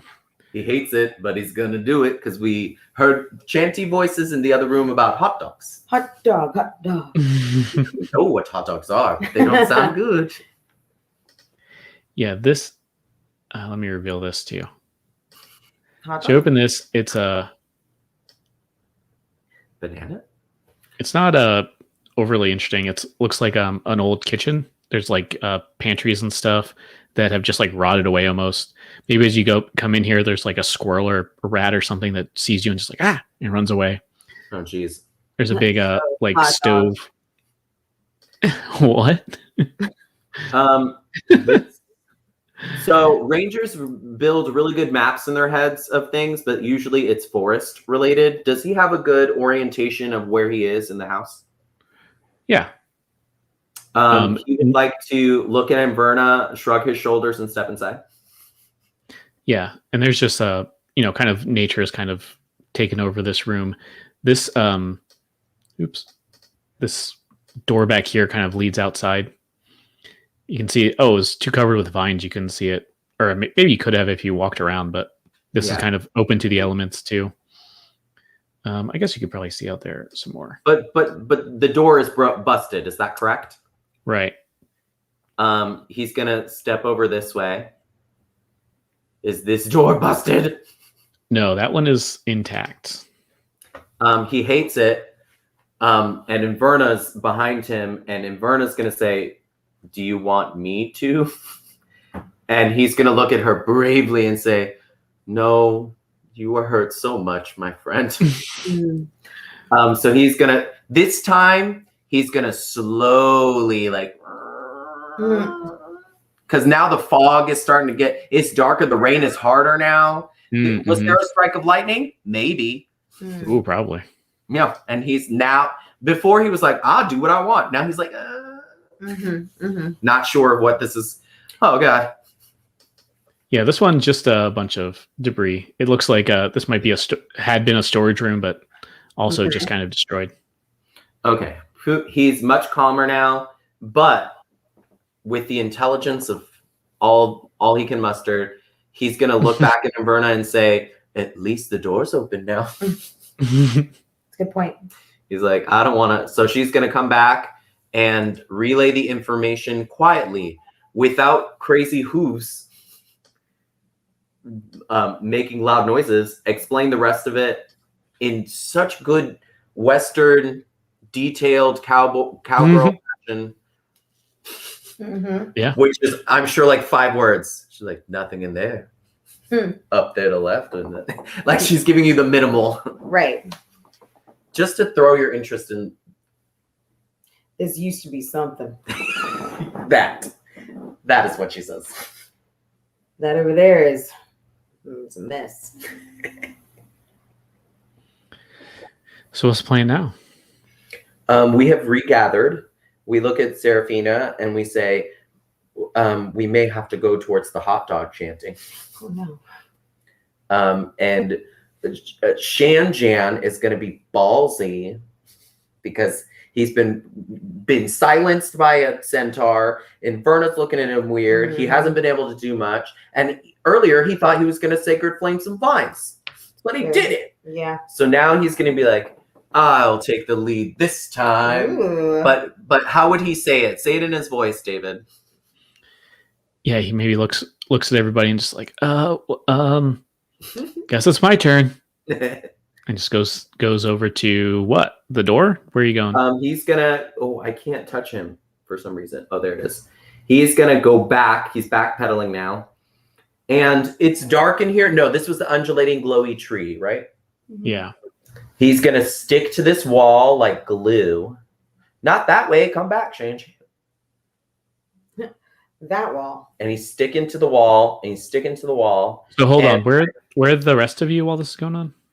We are. I think personally, we are shocked by his ability to lead for a moment. Are we all gonna follow him? No, I want to Scooby-Doo just for a second. We're gonna Scooby-Doo at the door. We're all just like looking at the door. This is perfect. So yeah, everyone's kind of Stacked.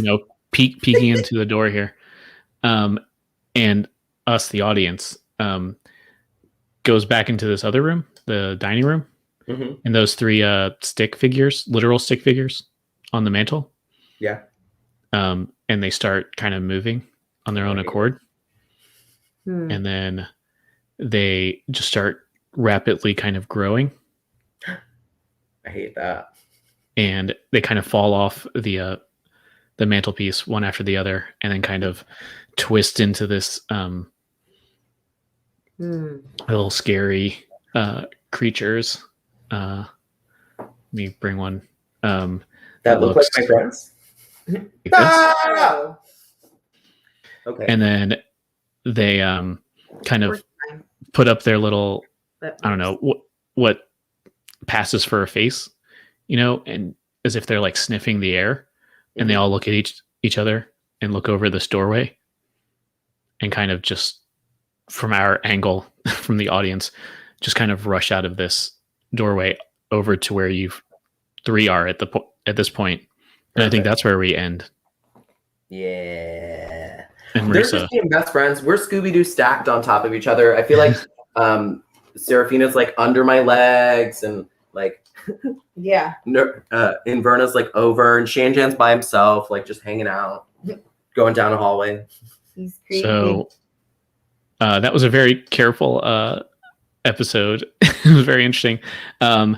So Marisa, do you want to play us out as these twig monsters are about to bite you? Yeah. The way she said it. I'm just trying to figure out something for this song.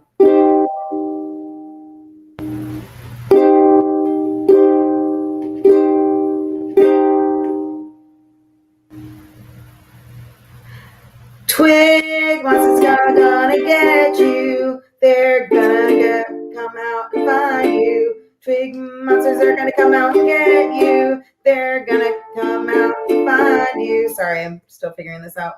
Twig monsters are gonna come out and get you. They're gonna come out and find you. They're gonna come out and get you. They also like hot dogs too. I'm not done yet. They are spiky. They look like trees. You never know where they're gonna be. They are spiky and they look like trees. Yeah, never know where they're gonna be. No, because the twig monsters are gonna get you. They're gonna come out and find you. Wow, that's not right. The twig monsters are gonna come out and get you. They're gonna come out and find you. They're gonna get you. They're gonna find you. They're gonna get you. They're gonna find you. They're gonna get you. sketchy. That's the Amazing. worst I have done in this show all year. I mean, you're making up the songs. You can't do them wrong. I love it. They're your songs. All right. So let's take 5 or 10. Come on back. Thank you, Tam. See you later. Oh, Twig Monsters.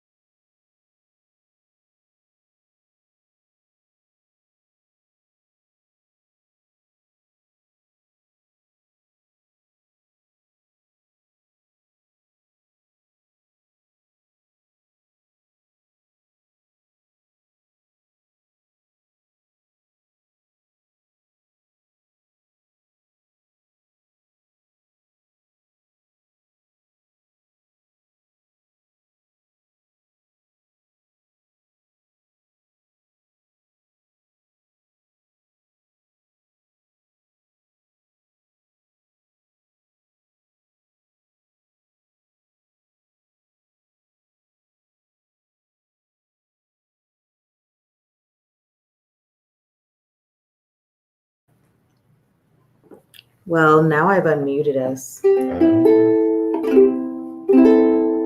I can't wait for her to get back out here.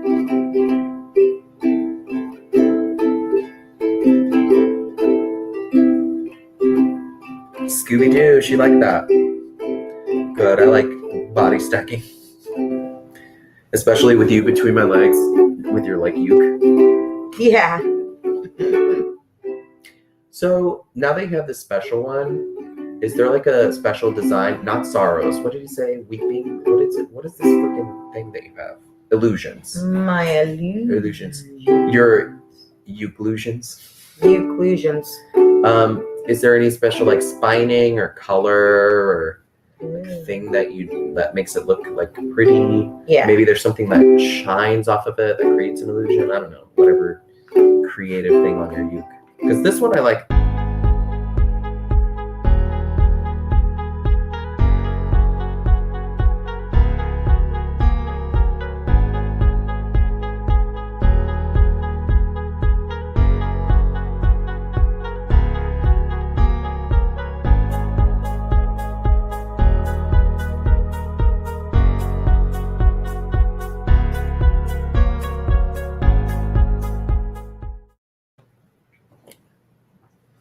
We're back. I'm here. Only you. Just kidding. It's me too. I think you guys unmute yourself. I could hear you during that, but that's fine. Hopefully you weren't saying anything too untoward. But guess We what? were talking about I'll be able to hear on the magic. recording. my magical uke. Cool. Good. Getting right into it because this is Dragon of Icespire Peak, Doisp, sometimes known as. My name's David. I'm running this game. This is Dungeons and Dragons. This is part 2 for us, but you will hear it a week after you heard the previous part. I'm with 2 other people. One of them is my lovely wife. What's her name? My lovely wife, Seraphina Tealeaf. Oh, Nice. sure. Yeah, that's the one. I definitely married one of them. And I'm Eduardo, and I play Xanth. heck yeah. Hello, this is Raven Lickenbark. This is Raven Lickenbark, and Raven Lickenbark is overeager tonight. Mm-hmm. Come on. That pizza necklace. Come on, just lay down. That's what you want. Let's rest, guys. There were wood spiky things. What's gonna happen? I'm scared. Wood Oh, no. spiky things. Yeah. They're coming for you. They're coming for you. Wood spiky things. They're coming for you. Like when you get them in your socks and they hurt your little toes. Little spiky things. Who knows where they goes? They're very rude. They're not your friend. They don't like you. They don't like you. It's too bad that they can't be your friends, but guess what? They don't like you. They don't like you. They're little spiky things and they get in your socks. Oh. Nobody likes them. They really hurt your toes when you walk. No. Nobody likes them. Nobody likes them. Maybe they're magical. Maybe they're evil.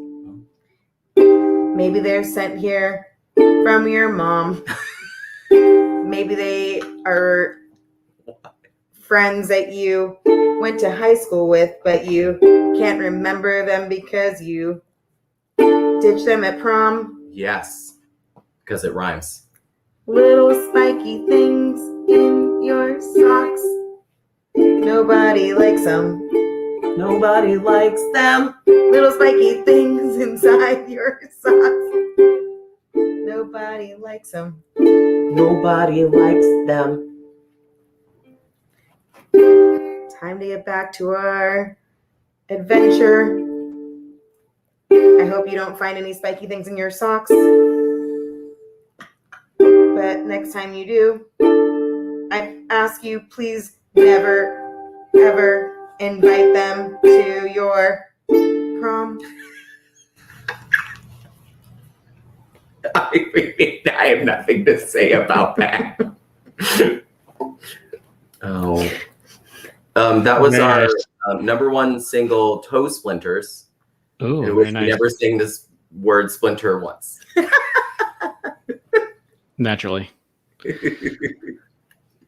Well, yeah, this is D&D. This is what we're doing. Was that song to replace the last one, or is this a new opener? A little bit of both, because All right, I'll get back to you when I'm editing. So yeah, we'll figure it out later. I don't know which one I liked more, but I know I didn't love the one that we ended on, so I thought I'd bring it back and touch it up a bit. Just a little touch up. Just a little touch up, like a little manicure. Yeah. Pedicure, if you will. Oh yeah, for sure. So to refresh your memory, we were playing this game. You're on this woodland man's quest. Some falcon guy that you met once, I think, is gonna handsomely reward you with a mystery reward if you do a preemptive strike against these orcs, which you're in the middle of. There's a spooky tree in the middle of this manse. It was an elf mansion before, but they took it over at some point in the distant past. There's spooky boars in here. One was hiding in a bathtub last you saw them.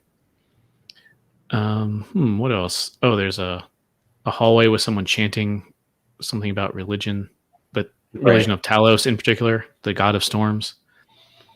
What else you got? People were arguing. That's right. And then when I broke a tile, they got quiet. That's right. Yeah. So we never really saw or heard or know what these people or who they might even be. Yeah, someone in the second story was right. There was a hole with spikes coming up that Inverna unfortunately fell into. Oh, she went up the stairs, yeah, and then fell through the stairs into some spikes, which you could probably still walk up those steps carefully now that you know that there's they'll collapse. But more importantly, you were looking on a mantelpiece and there was some spooky literal stick figures with some blood. And as soon as you left the room and she and Jen got halfway into another room, they came to life and snuck up behind you. And in fact, they've snuck so well that I think it's initiative time. Yay! I'm excited. So do you remember how to roll initiative?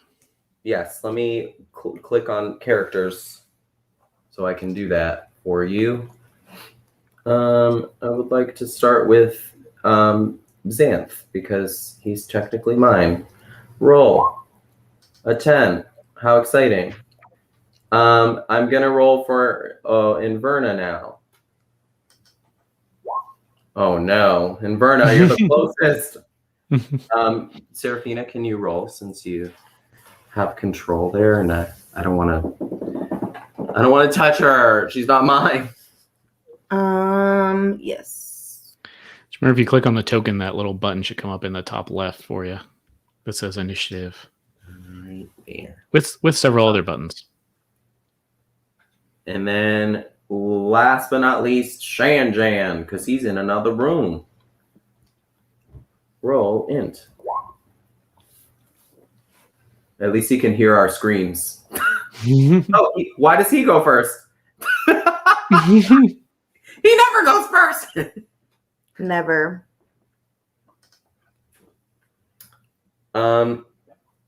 Yeah. Do they move? They move fifth? There you go. Sorry, I was looking at the numbers, not their actual. So technically, do they get a sneak against us? Yeah, I'm going to give them a surprise round. So let's see how this goes. Because that'll make sense as to why Shan, he hears us screaming, so he turns around. Yeah, that makes sense. I'm trying to make it make sense. Ooh, actually, yeah. So I think this one's going to come over. I'm using their everyone on the same initiative for future reference to make it easier. But this little twig buddy is going to try to attack Seraphina. He's not your buddy. Oh, and this has got to be the one that looks like Seraphina, right? That's the creepiest. Of course, with the little apple seed. Is it a big apple seed now? Ooh, yeah, maybe germinate it. Ooh, Let's see. Where is my He germinated. talk science to me, nerd. Right? yeah? Call me 15. David. It germinated. 15. Sorry. Terminator. All right. 15 doesn't hit I'll you, be right? back. I'll be bark. Worth it. That's Sorry, good. you were saying stuff. It's a 16, you said? A 15? 15. I don't think that hits you, right, Serafina? Your AC. I don't think so. No, it doesn't. You're at 18. Ooh, okay, girl. And then this other one's gonna come over. I think here makes most sense. And let's see, this is Xanth. I think it's not going to attack Xanth. In fact, it's going to attack Inverna. Oh. Why? Perhaps it will. I don't like that. 16 does hit her. She does not have a great armor class. AC, weird. Yeah. We gotta talk about that, Miss Ma'am. Mm. I'm gonna get you some shields or some shit. And the final one is going to try again. Ooh, that one does not hit though. So now you at least you three definitely know of these let's call them twig blights that are attacking you from behind. Twig blights. So although Shanjan doesn't know, I guess he's still sneak. Oh no, I think we said that he heard. So I'm fine with you taking over for him. For him? Oh, perf. Mm-hmm. So I feel like what happens is Shanjan gets real spooked and he does like the Shaggy and he's like, whoa! And starts like running in the air. But Love it. Technically, we have a bunch of people standing in each other's way. So he can't actually see what's happening and he doesn't want to just start lighting shit on fire. So I'm going to have him only use his movement and use an action. He is hold his action, sorry. And what he's going to do, there's a wall there in between Xanth and Shanjan. Do you see what I'm talking about? Yeah. Because Inverna's in the hallway. So what I'm going to have him do is hide behind that wall and wait for a signal to perform his action. So you know, whenever he gets the signal from his teammates, he will, if that's okay with you. Is that all right? Fine with me. Okay, so that's what I'll have Shanjan do in that first turn. Because he's fast. Go ahead. Mm-hmm. Is the thing he's waiting for is if anyone or any bad people come in through this doorway, I guess? Yeah, he's hiding essentially to not sneak attack them because I know that's not fair, but he's waiting for one of his friends to move so he can get a good hit in. That makes sense. And speaking of friends, it's Xanth's turn. Xanth! So I was like, whoa, what is happening? Why are they not hitting me? So he thought that was pretty weird. But he knows better than to like run in the middle of everything. So what he's gonna do is he's gonna I know he has, you know what, let's just do it because we need to get a moving. He's gonna do Zephyr Strike. Which is a way for him not to get hit because they don't get opportunity attacks when he has Zephyr Strike on. Thank goodness. Ooh, nice. Great spell. It's a bonus action. So he essentially does it to himself and it says, you move like the wind. No opportunity attacks can hit you. And he's going to save the extra bit of it, but just to let you know what it says, David, once before the spell ends, you get advantage on one weapon attack roll. So the spell is on essentially for 1 minute. It's a concentration spell. Mm-hmm. And what he's doing, he knows one of the big deals with his group is he needs to get out of the way so people can hit things. So he's going over here. How long does that last? It's 1 minute, so 10 rounds. I can add that to the thing. Yeah. I love this spell. It's such a fun ranger spell. So just for that visual, I feel like you can see he like does something weird with his hands, and you can see like his hindquarters like glow for a second. It's like a weird. Why is he glowing? And then you see him like not a leap, but like push forward and turn around quicker than you've ever seen him, because you've never seen him do this. So now he's like ready, and he's gonna pull his like sword and shield, and like now he's up and like okay, I'm gonna do this weird centaur fighting thing. Ooh, I love it. So now he's prepared. He's not I guess technically he can hit, can he? Yeah, I think that was a bonus action you said, right? Yeah, that was a bonus action. So he would like to take one swipe at with his sword. Sword. Girl. Raven did not like that. No, it was a heavy yawn for her. She was like, what? Hold on. Sorry.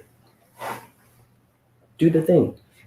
So he's gonna take the short sword. He's gonna roll. I don't know. I can't see it right now. Ooh, incredible. What was it? 24. Yay! How exciting! For sure hits. And which one were you hitting? He's gonna hit the one that is over by Inferna. Is that the one that looks like Shanjan, or looks like her? I don't know. What do you think? I feel like the first one would go for her first. Yeah, so that I'm makes sense. assuming the one that's directly in front of her is the one that looks like her. Is that okay? That sounds good to me. Okay. So he'll hit using that psychic damage. Wow. So wow, that was more than I I expected. think that's 14 damage, right? Yeah.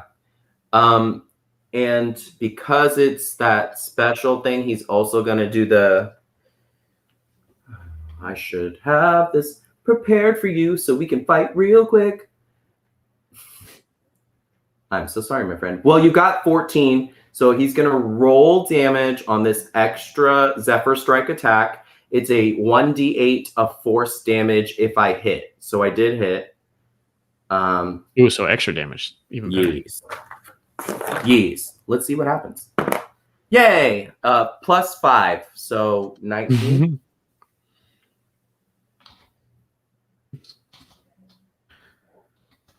How's it looking? So that shatters it into 1,000,000 pieces. Oh God. Okay. He has a second attack, but he's smart enough to know. Well, is he wise enough? He wants to look at it. You know what? He's going to take it for safety. He wants to look at Inverna and see if she's okay. She actually is grimacing right now, and she actually takes some psychic damage from that. Okay. I had a feeling. Not a lot, though. The minimum amount. I don't know if you can see what I just rolled, but yeah, oh yeah. So because he knows psychic damage, could he tell that it was like a little psychic damage? Yeah, I think so. Okay. So he's gonna take a risk, and he's gonna look at Seraphina and whisper, "Sorry," and he's gonna do his second attack on the one in front of her that looks like Seraphina. Is that okay, David? Yeah. Okay, I'm going to roll now. Let's see what happens. Oh man, great. The psychic damage does not count, and I don't have the extra die, so it's just the 10 points of piercing. But it does hit. Well, I got some good news for you. Yes. Oops. Oh no, keep pressing the wrong button. There we go. That one also explodes into a bunch of little pieces. Wow. Okay, good. I'm still scared. Ooh, and Seraphina, you only one. Thank goodness. Also feel just like kind of a ice cream headache. Brain freeze. Oh, brain freeze. Then it kind of goes away. So because that happened so quick, can I give you the visual real quick of what it was? Please do. Yeah. So he's got his shield up, and he's like, "No, I don't like these splinter toe things. I hate them so much." So when he turns around, yeah, fuck those guys. When he turns around, he does, because he holds it. He's left-handed, so he holds the sword at this like angle. And what he's doing, because I was like thinking about it, I was like, how would a centaur fight like this? So what he does is he does like rears, like where he bounces up.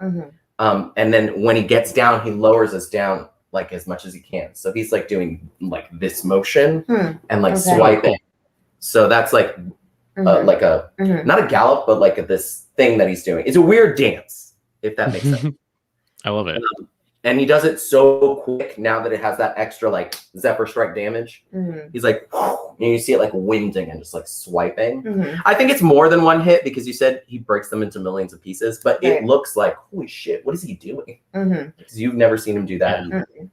Just very satisfying, like crunch of these creatures. Oh, my poor friend. Sorry, I gave you psychic damage. He really does say that out loud. He's like, sorry. And Seraphina, it's actually your turn now. Okay. So there's just one left that's kind of trying to bite Invern over there, and it kind of looks like Shanjan. Oh, maybe it's got like that little horseshoe thing that's on his forehead, like carved into it to look like him. Okay. Looks like this, by the way. I don't know if I ever showed you his. That's Shanjan. Yeah, I've seen him. Thank goodness. Roll for me. Me? Oh no, not roll initiative. Roll. What are you gonna do? I'm gonna attack this one. Right? There's none near you right now. The ones with the X's have been crushed. I thought I was supposed to go. Well, I don't know. You can use your movement to get to them. Now that this one's disappeared, you can technically like go fill around that space. Right. Okay. It doesn't exist anymore, so you just stand in. I can actually get him out of there. Goodbye, that makes friends. it easier. So yeah, if you move up to him, you should be able to attack him. Can I attack him now? Yeah. And then are you using your dragon rapier, dagger bonus action? You've seen me destroy these with just swiping swords. Right. So I don't know if that helps you make a decision, but.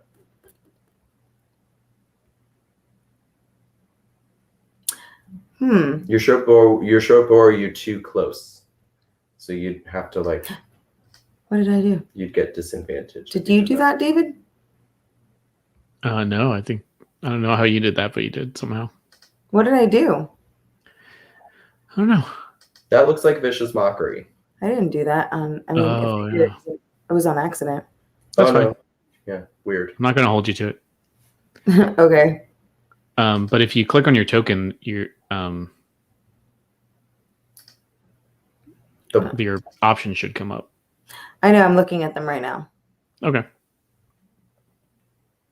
I guess maybe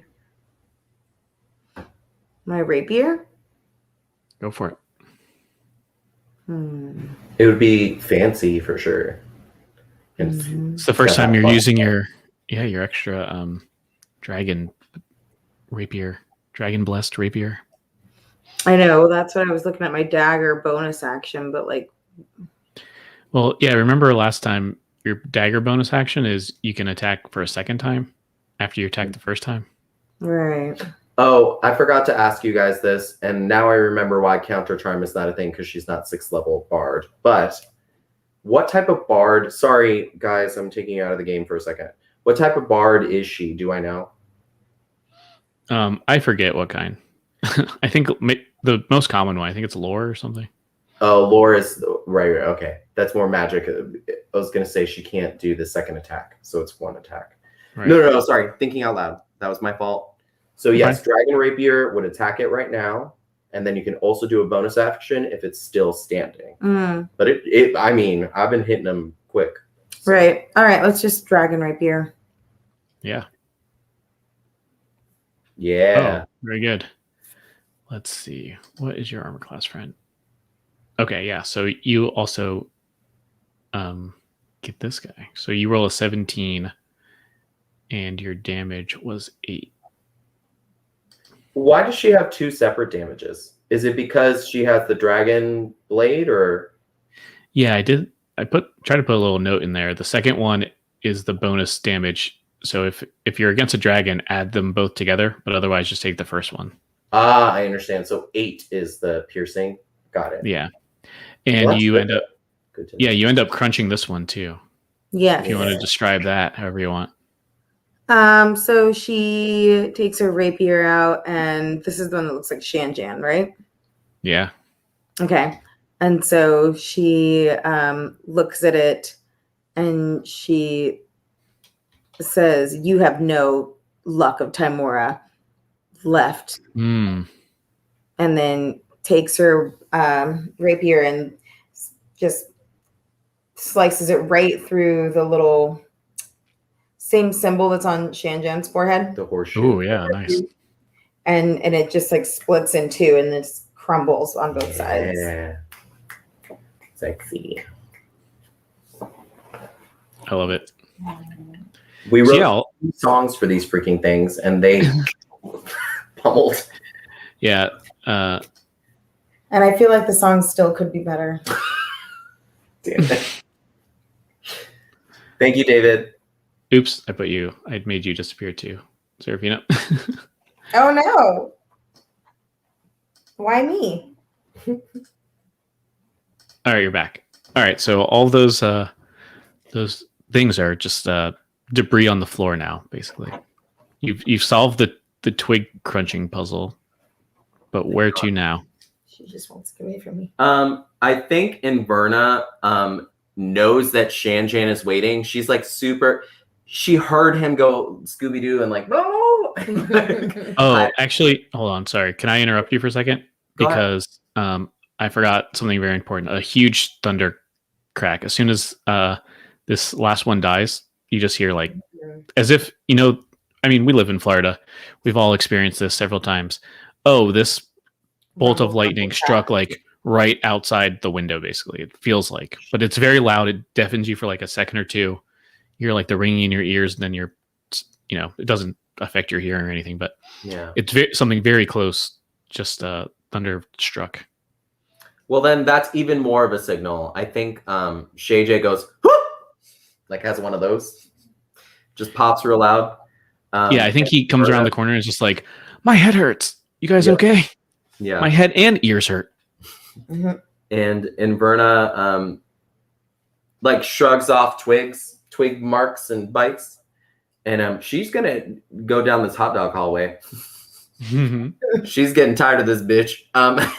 Sorry, this place. She's getting tired of this place. And she's Is everyone following her? Hell yeah. For me, it's fun because he's still kind of like on his hooves, like being fast. Mm-hmm. And now that he's seen these twig people heading out, he is not into, having his shield and sword at his side anymore. So now he's consistently prepped for the next minute. However long this may take. Yeah, and I think Serafina probably at this point is just like, whew, well, we got those guys out of the way. I think it's time to move down the hallway. Moving on down the hallway. Down on the hot dog hallway. Of course. Is it dark? I'm always concerned about darkness. She's got dark vision, but that doesn't mean we should rely on her. She's also fallen into pits like me. That's true. Good point. Yeah, let me reveal this. Juggling so many things on here. Okay, so so only she's in the room? No, we're coming. We're marching order because we don't want to touch the vines. Gotcha. So why don't you go ahead and move where you are? Okay. Or where you want to be. Inverna is going to follow the path of the wall because she's smarter than the average bear. Xanth is going to hang out in this corner. And Shanjan is going to be wherever. He's always in the middle. So wherever Serafina ends up, that's where he will adjust to accompany her. He was like, I was in the front, but not anymore. Gotcha. Actually, and he's kind of just outside, I guess? Next to Inverna. I'm next to Inverna. So no, then he's over here. So yeah, I feel that's probably taken like a round or so.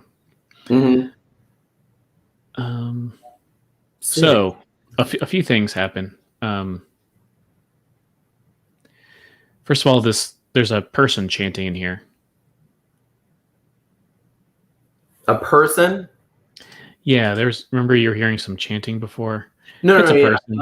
You say person, but in my mind, I say 6 different languages. What type of person would you like them to be? Well, it's a half orc. Oh, are they chanting in orc? Yes, they're chanting in front of you. So, He's actually very sexy. He's yeah, chanting, Oscar Mayer. Oh boy. I think I have a bigger picture of him. Let me see. Oh, I like it bigger, Dad. I'm a big boy. Oh boy. I like sausages and torture. What? Wow. I don't know what their lives are like. Oh, here we go. It's not nice to judge. That's fair. He's a big nature man. Mm-hmm. All right, there he is. Oh, cool. He looks nicer with clothes on. I like his bird. Yeah, he does have this little bird. Does I it guess have it's more horns like me? Yeah, why not? I like that. You got horns. Oh, then we're about to make a friend, is what I'm saying. So some things of note. He is covered in blood. Like And friends. there is this. Can you see that little lightning bolt pattern on the floor? Yes. Yeah, there's a big lightning, or 3 lightning bolts, in fact. And it's probably very obvious that that lightning strike that just happened. It was in this room, and probably him. I think maybe his eyes are like glowing yellow, like as if lightning is within him. Okay. I guess he's probably more in the center because he's doing this ritual. There is like a dead and open boar over here that he's standing over doing this ritual toward. But yeah, he kind of just I guess he had stopped doing this chanting as you guys were coming in here, specifically after this thunder strike, and he just kind of turns to you kind of nonchalantly, and let's see, what voice would he have? I think he's going to go and I suppose you're Seraphina the Teeny. I've heard about you. Your name precedes you. Any reaction? Yes. Hold on. Thinking. Give me a second. I do make that movement, by the way. Okay, so Seraphina like pulls out her her magical ukulele and kind of like covers her body with it, almost like in a defense mode, and says, "Well, I don't know. Hold on, let me think.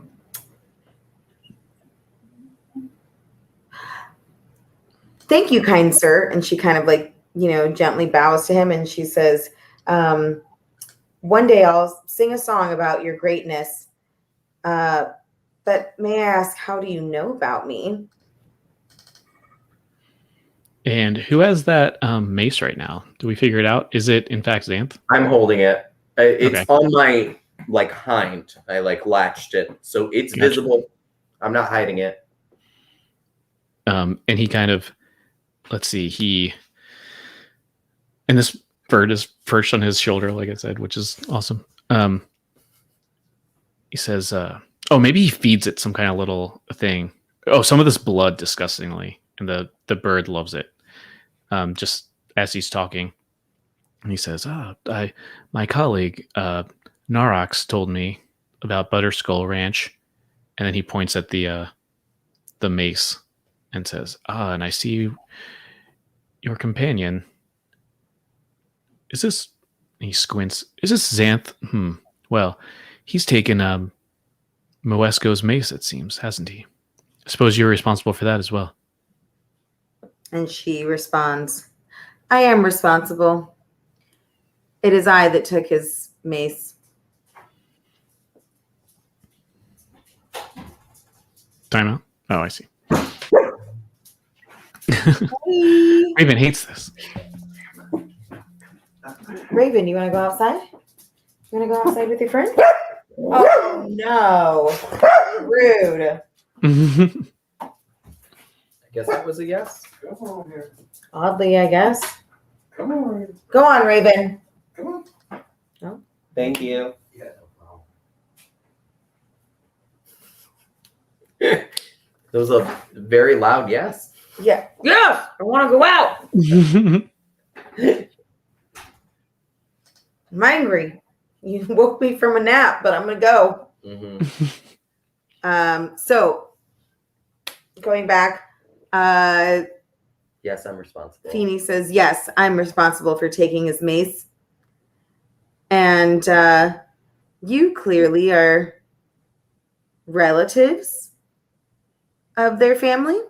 And she kind of like looks around and sort of like looks at his horns and his teeth and his tusks. But then, kind of like sizes him up and says, but you're much bigger than that. Perhaps we could find some sort of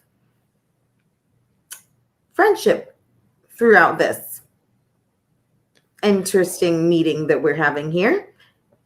And she's like kind of like looking him up and down and inspecting him, and then looking at the bird, and maybe turns her shoulder and says, Sam, that bird has a really pretty eyes, just like you. And he's still kind of wired because it's only been like 15 seconds. So he's still like moving, but he like slows down for a second to go, yes, I noticed the horns as well. And he asked him, what kind of bird is that? I can't wait for you and yeah, and he just kind of turns his back to you, not really disrespectfully, but almost like, oh, I'm not even worried about you. I barely have to have my defense up. Right. And kind of goes into this like disgustingly into this boar gore. Oh my God, the boar gore. Beautiful.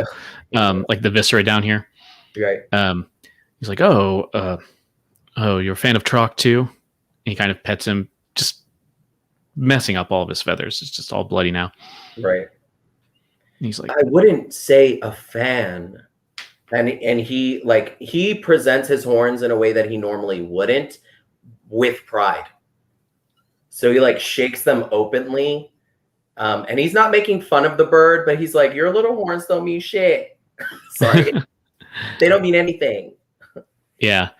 And no, he leans, or he's down doing this, and then he looks over, just awkwardly making eye contact as he's going through this boar, and just oh, but no, Moesco was, we weren't kin, thankfully. He was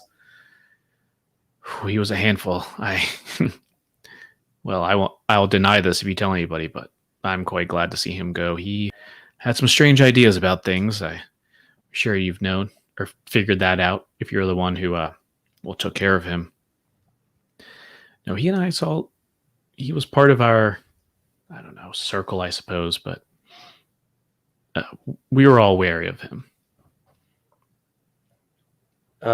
At this time, because this has been about a minute, right, that he's been talking. Mm-hmm. Xanth is now chilling down. His like Zephyr Strike is turning off or whatever, and he's gonna put his sword down, but he's gonna keep his shield at his side. Mm-hmm. Like openly, like, I don't trust you, but I'm not gonna hurt you right now.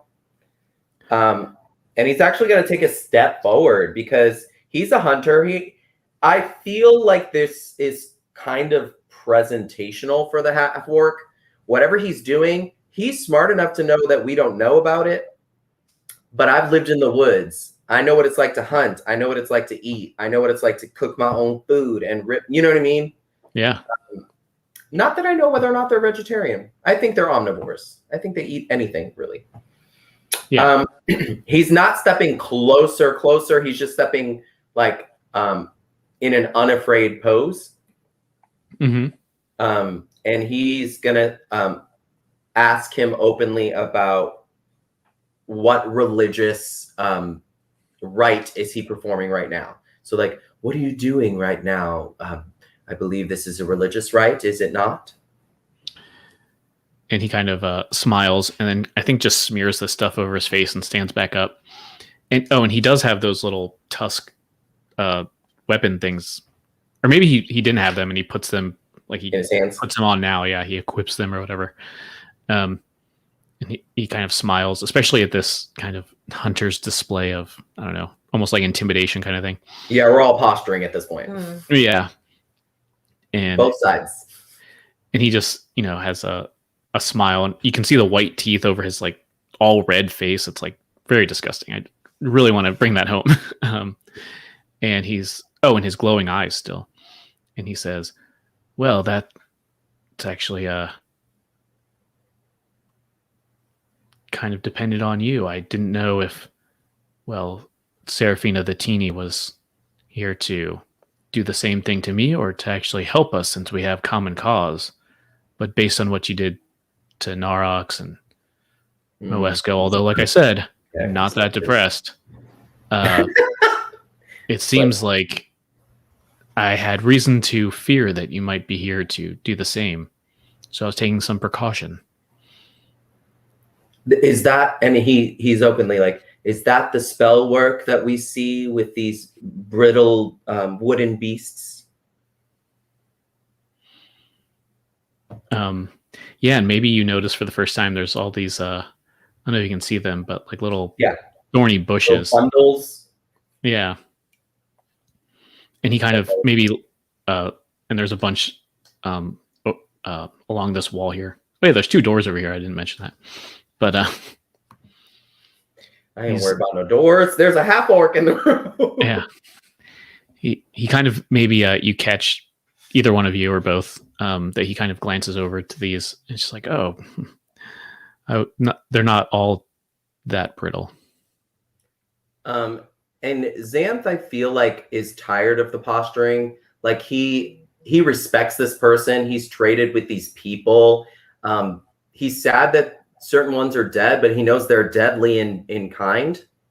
So I think Xanth looks down at Teeny and he like acknowledges her bravery. He's seen her do good things, and he doesn't think he's registering this. Like if you looked into his eyes, no magic. He like trusts you. Mm-hmm.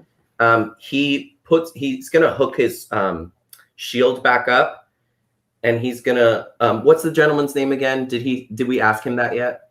Oh, yeah, I don't know if you said it, but maybe he'll introduce himself like, yes,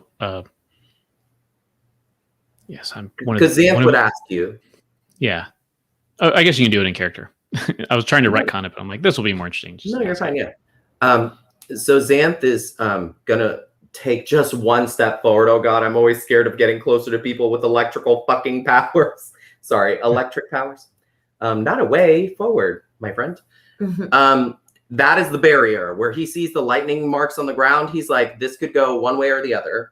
But after he's checked in with Teeny Feeny, he's like, you know what? I don't want to start a fight here that we can avoid. He seems to be, he's rationalizing. So shield is up and he's back on his, hindquarters or whatever. And he says, you know my name. I don't believe we've met before. May I have yours, please? And maybe he looks down at his hands he's holding these tusk weapons. He's like, oh, well, I would shake, but no, my name's Grenick the Green. Grenick the Green.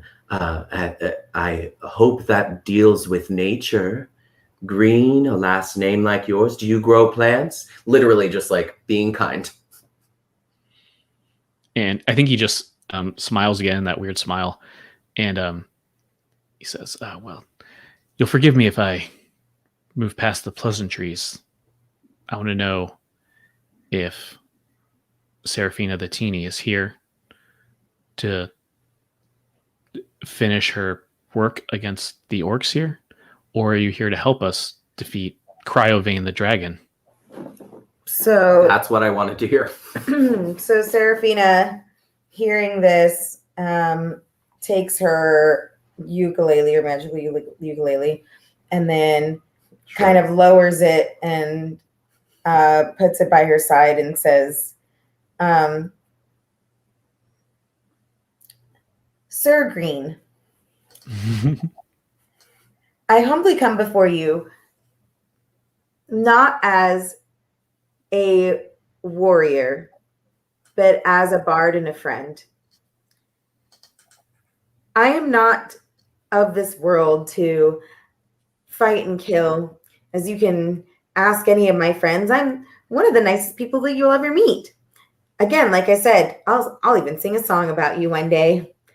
But due to the circumstances at Butterskull Ranch, I had no choice but to use my warrior's strength against them. And I promise I only do that in the most dire of circumstances. My friends and I have only come here because we're in search of a dragon that tortures the towns below.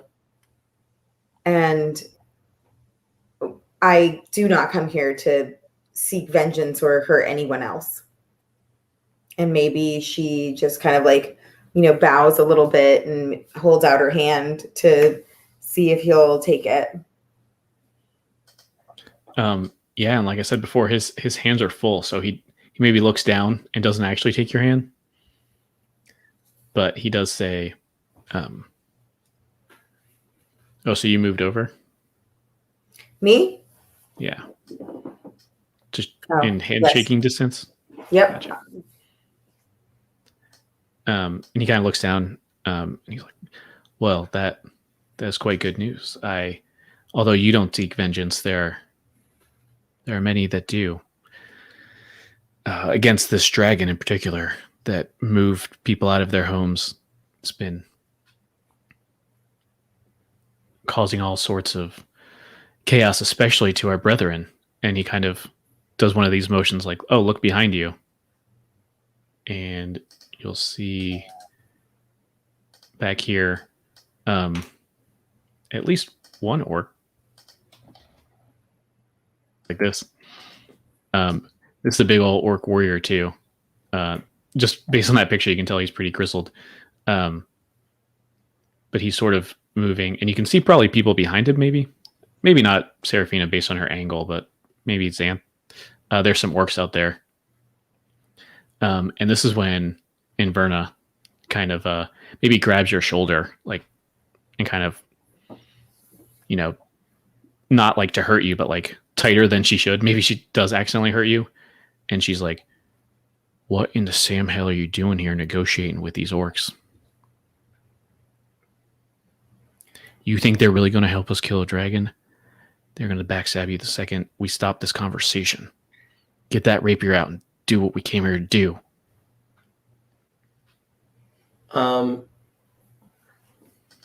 I feel like Xanth would not be shocked by this, but he would probably be shocked by her inability to see that we can do something more than kill someone based off race. Mm-hmm. I know he says that. He doesn't say it out loud, but he gives her like, are you being a racist right now? Look. Oh, she for sure is, yeah. This one, like this moment. Yeah. He's definitely doing that. And he would never overspeak in Berna, I think. Like, I think there's a good... but he's gonna... Yeah, fuck it. He's gonna talk. Sorry. Pardon me. Darn it. He's going now. He will look over and say to Teeny, the people of the woods always protect their own. They protect their space, their livelihood. The orcs have been a part of these woods for as long as I can remember and have even heard. A lot of dangerous things happen to them as much as it happens because of them. Right now, I think it matters that we find a way to defeat a common evil. The gnomes of Gnomeguard were attacked by a dragon. Did you know this? I forgot his name, Grenick? Yeah, Granick. I'll put it in the chat here. One of those two, yeah. And he asks that. Granok, yeah, Granok. Did you know that the gnomes were attacked, Granok? He kind of makes a face. He's like, well, I hadn't heard that, but I have no qualms with the gnomes. I'm sorry to hear it. Well, they've attacked several of these orcs from in their home, and when they escaped, even more. I'm not surprised that Cryovane took these gnomes too. It If we don't seems do something, Go ahead. just to Sorry, finish, go he says, if we don't put our differences aside, maybe he looks at Inverna and do something quickly. Who knows what this dragon's going to do? It seems to me that we are losing allies by the minute. We all need to face the dragon. We all need to do it together. We were sent here to this manse to figure out where the death and corruption was coming from. It doesn't seem that you are in league with the dragon. Is that true? And yeah, Granick just kind of laughs, like, not at all. And then I think Serafina would, at this point, maybe turn to Inverna and kind of get in almost like the middle between Granick and Inverna and look at them both and look at Granick first and say, I hope you understand one day that I did what I had to do at Butterskull Ranch. And maybe one day you'll find it in my heart to forgive me. But as a warrior and a soldier in the Great War, I've had to learn to do what I needed to do to protect the people. Just the same. And then she looks at Inverna and says, sometimes as a warrior, you also have to put down your sword when needed and make an ally in order to fight the common enemy.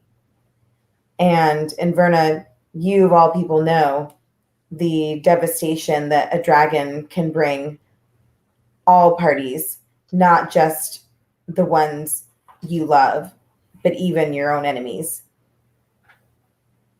And maybe it would be worth it for us all to just fight together on this side before everyone dies.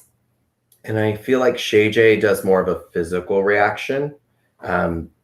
It's the three of them kind of like huddled. I feel like she still has her hand on her arm. And Shay J does like a, may I use you as a prop? He's going to like do this to Inverna, like a sweet motion of friendship. It's not romantic, obviously, but it's like a, oh, we're talking, like, let us talk. Mm-hmm. So I don't know how Inverna reacts. That's going to be your choice, but. I think, I think her reaction is, oops, I didn't mean to highlight her, but she just kind of looks like angrier than I mean, you've ever seen her, and you've seen her very angry. I mean, that's her kind of standard facial expression. Yeah. But she's almost looks like she's about, maybe she does put her hand like on Promise, like the hilt of her sword for a second. And there's like a second maybe or two of, oh, she about to like just fight all of us. But then she kind of lets it go and kind of does this thing where she like flexes her hand like over the hilt and kind of puts it at her side and just looks at you. And she's like, well, you're the boss. And just goes and kind of against the wall, like, leans up against the wall. Yeah. Sulking basically. Let her sulk. And just kind of puts her hat down and doesn't even look at like what's going on here. It makes me sad, but it's way more dangerous to. Sorry, talking out loud. So Xanth feels real bad because he knows what it's like to like lose family, and he gets the feeling, even though he doesn't completely understand, that Inverna's lost something kind of like intense, family, friend, lover, whatever. So he kind of like wants to make it quick.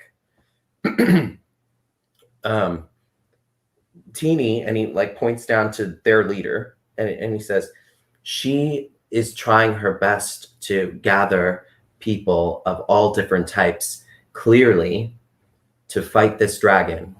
If we were to call upon you, would you help us and follow her? And he makes it like very clear that we're not playing no leader bullshit, leader nonsense. She is the one that we will follow. But he's like extending an olive branch essentially. And he kind of looks Serafina up and down. He's like, well, I don't know if I can commit to that. I will tell you though, we already have a plan that's in motion here.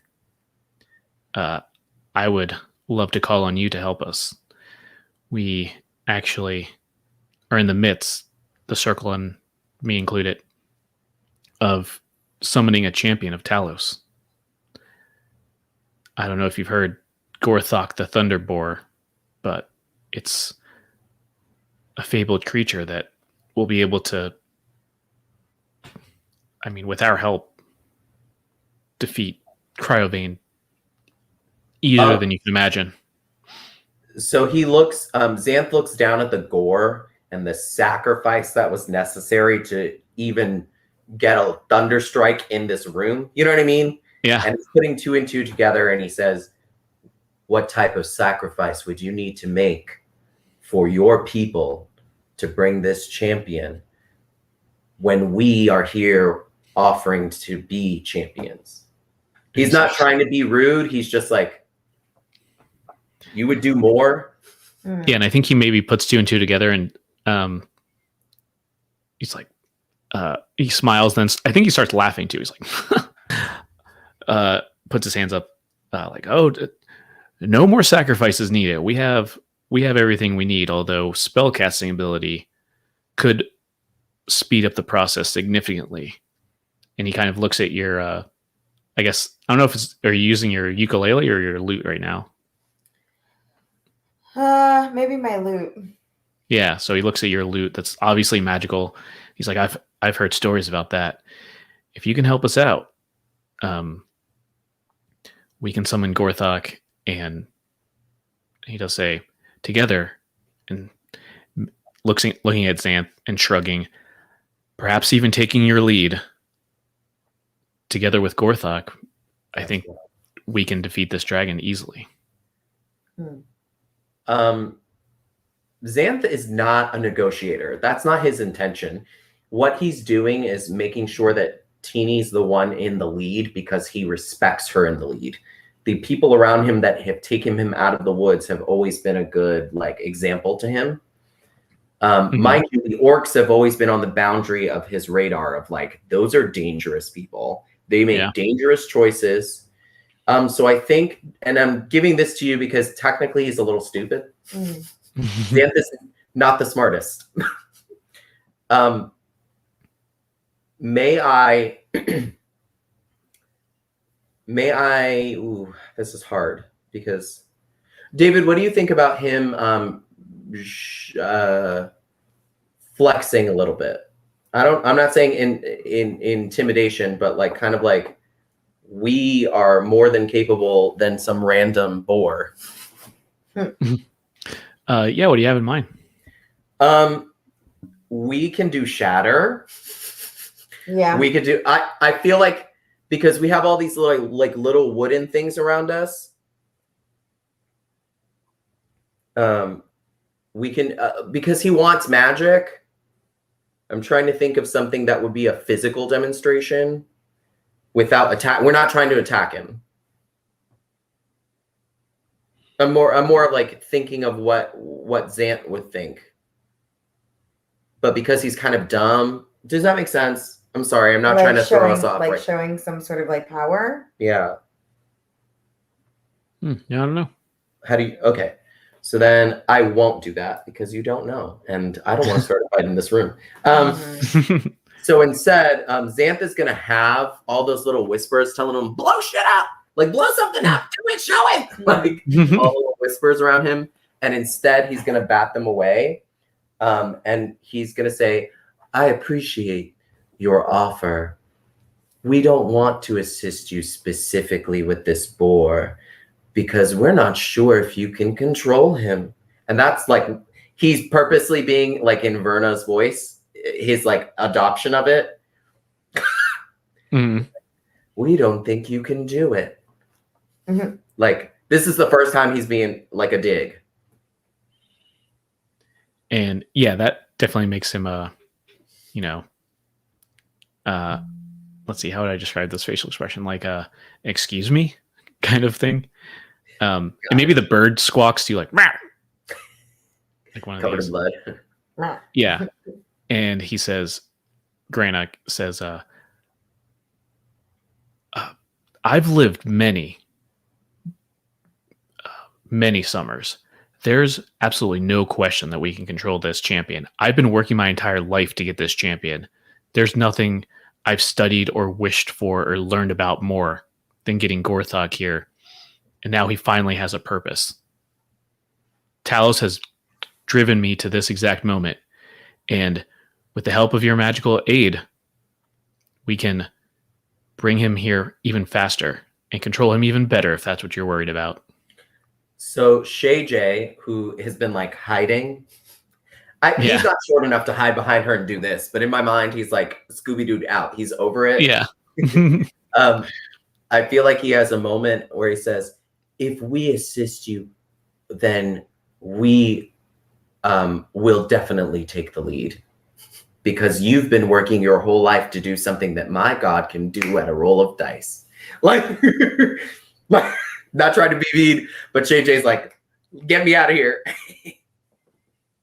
Yeah, I like that. So it's not an offer, but he's essentially saying, if we help you, that boar is ours, because we are the ones that magically brought him down. You've been doing this whole time. Sorry. I'm trying to speed up my thought process. Yeah, So what is Seraphina thinking? Yeah. Seraphina can kind of piggyback on that as well. And once again, kind of like do this sort of like humble bow in front of him and says, you know, kind of like more quietly, and like looks over her shoulder and says, now, my elven friend was wronged by many of your kind.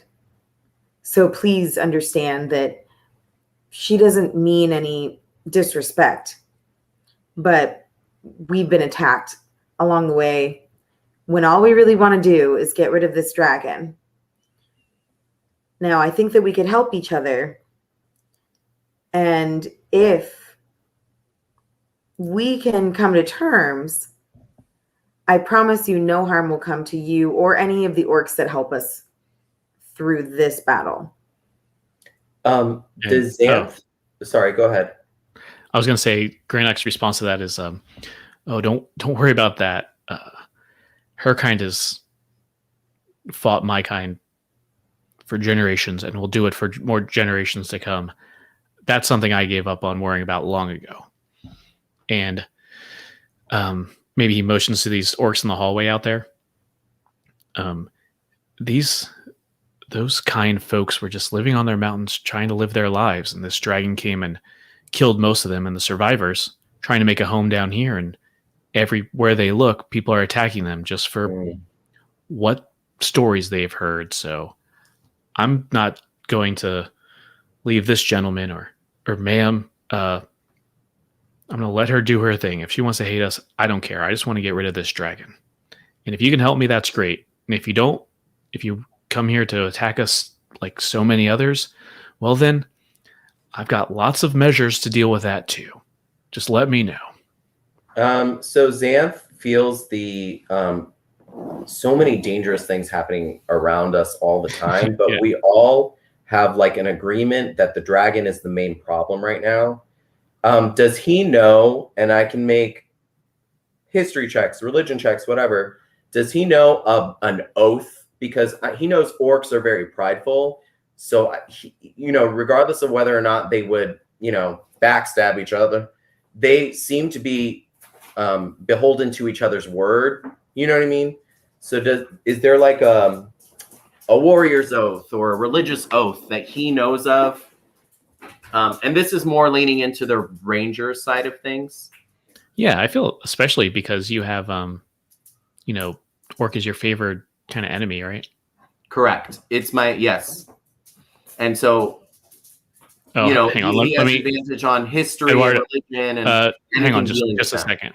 Yeah, I figured we would time out. Yeah, let's wait until the tap dancing's over. You don't want to hear Raven's talent show act? Nah, I might pass. Is she up there with you? Your dad doesn't want to come to your talent show. She's like, he's pretty talented though. I don't love him anyway. He's not my real dad. No, what a teenager. Hey, chill out, chill out. All So Yeah, so I think what you were saying. I feel you definitely know an oath, and you can just tell me about it. I'm open to that. That sounds awesome. so I think at this point everyone's not negotiated so much as everybody knows the plot in our minds. There's going to be some giant boar that they're going to summon as a champion through their orc shamanistic ways.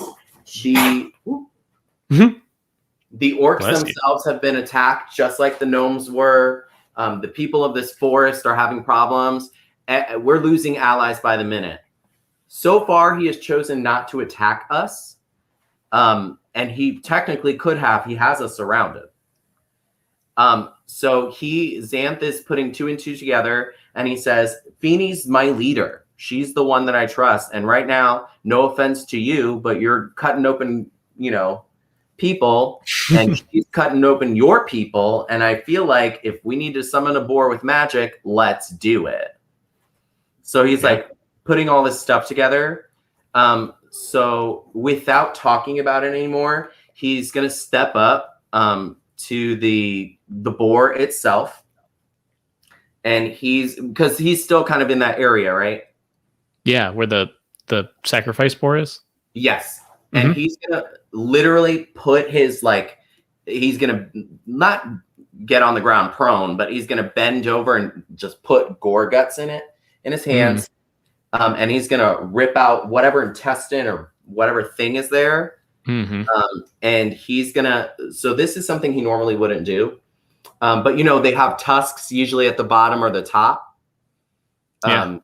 So he's going to grab it and show his teeth and rake it like this, like across.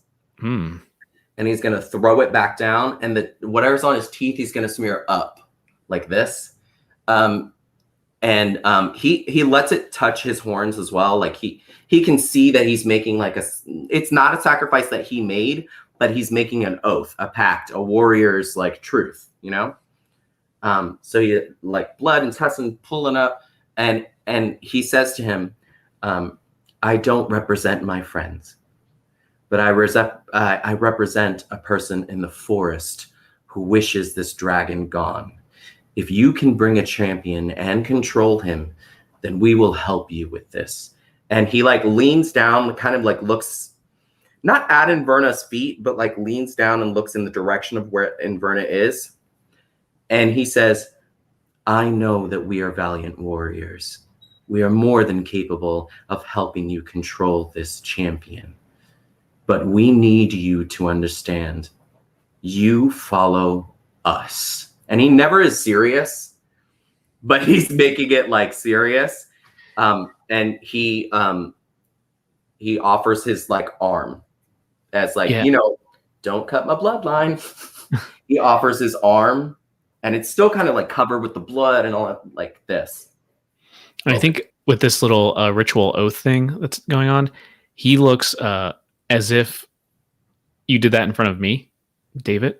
He's very confused. He's like, excuse me? And then I think this orc steps out of the hallway.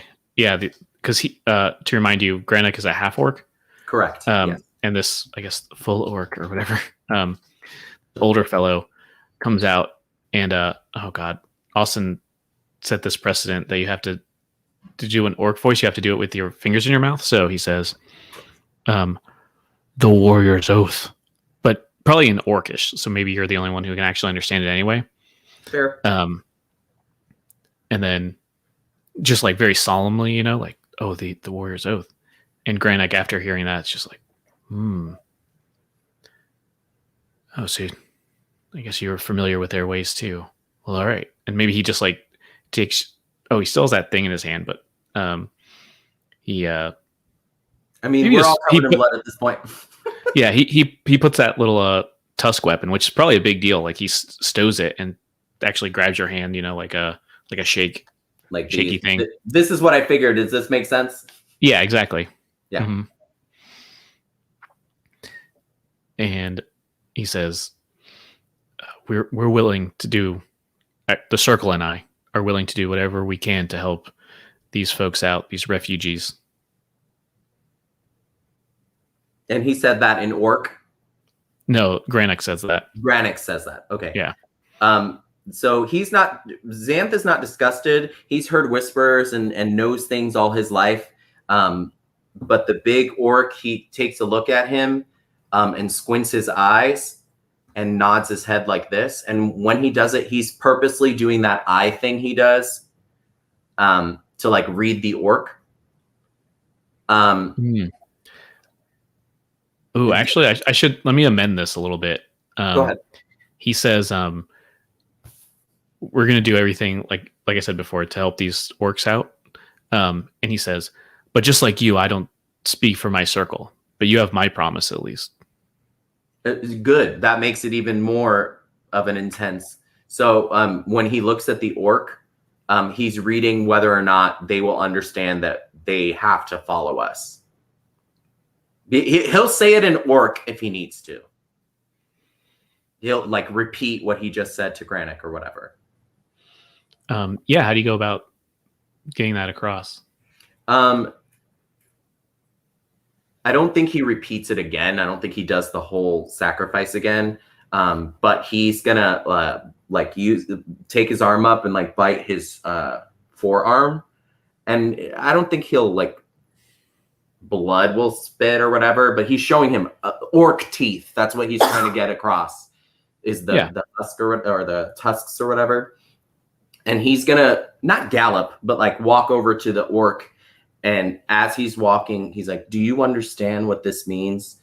Do you understand that as a warrior, we fight this dragon?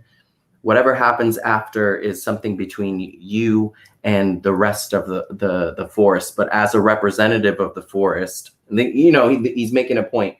We don't want us to freeze to death. You know, and you're doing that to this other orc, right? Yeah, he's showing him like, I just did it. This is your chance. But he's not afraid. The orc is how tall? Like 7 feet tall. They're real tall, right? Yeah, something like that. Who knows? Yeah. And this one's probably a an good elder. specimen. Yeah. But he's like, we pledge ourselves to this circle. The only people who said that they would help us. If you want to help us too, then consider the teeth rippers your friends. Does he take my arm? Yeah, sure. He's gonna. It's a weird display, but hopefully the orc understands it because he's so tall and the antlers are there. In his mind, he's like, well, actually, he might say it in orcish, and he might say, "I don't have tusks as you do, but I do have horns, and these horns are my honor." So he's gonna lean forward and hopefully like make it a point of saying that the tusks will like touch his horns. Oh, cool. Yeah. Do they do this? Is it okay? Yeah, he's down. Like he's kind of, he's like, we're friends now, basically. But the ceremony of it. Yeah. So then, with the ceremony complete, he's gonna, as he's walking back towards the center-ish, he passes by Inverna and like glances at her. He's not trying to be like rude or mean. He's just trying to say, "I'm trying." You know what I mean? Yeah. And she's completely ignoring everything or trying her hardest to ignore everything. Can he say it in Sylvan? I know she's like, oh yeah, it's like sister cousin language, but yeah, essentially he says in Sylvan, "I'm trying." That's all he says. He's not trying to be rude or anything. Yeah. And I think you kind of, let me real fast. I think like that ritual is kind of like, oh, this is how, I don't know, tribes or clans of orcs would kind of ally themselves. Yes. It's kind of how they're viewing it, the tooth rippers at least. But I want to know what Seraphina's doing during all this. Like what are you up? What are you thinking? What are you doing? I'm doing weird blood stuff. I'm so sorry. Yeah, that's okay. You've never people are walking around. People are sulking. Yeah, people are sulking and people are getting bloody. These two are having like a moment, right? So yeah, let's say this is still like going on. Maybe as this is happening. Yeah, as I'm like speaking Orcish. You don't understand what I'm saying. So Mhm. Yeah, they're doing a weird handshake. weird. This is gruesome. I feel like Serafina definitely would,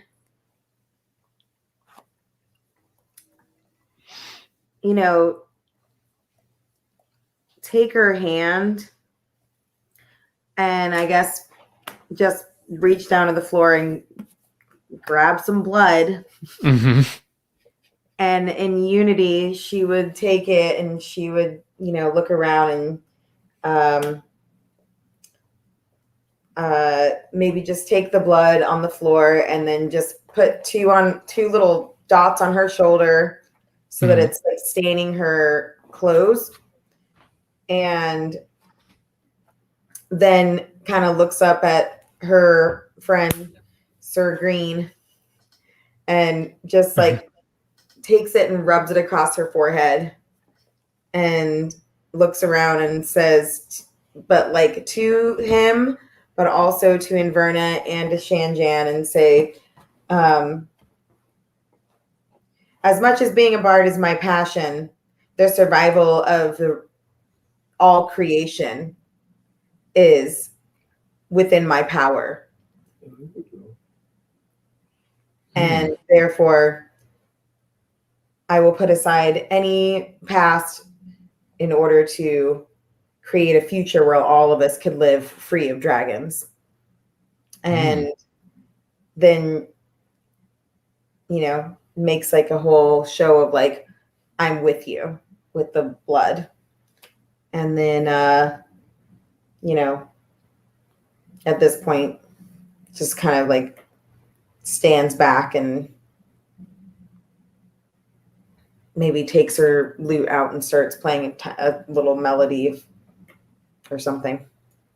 And I feel like Shay J is super impressed because he's like, blood all over your clothes? Like, I've never seen you do this. Have you done this in front of them before? Okay. I mean, Shay J and her have went through battle together, so I'm sure there's a lot of weird, crazy things that they did together. Yeah, and to remind you, that was a war against orcs where they had allied with white dragons, these ice dragons, 2 of them.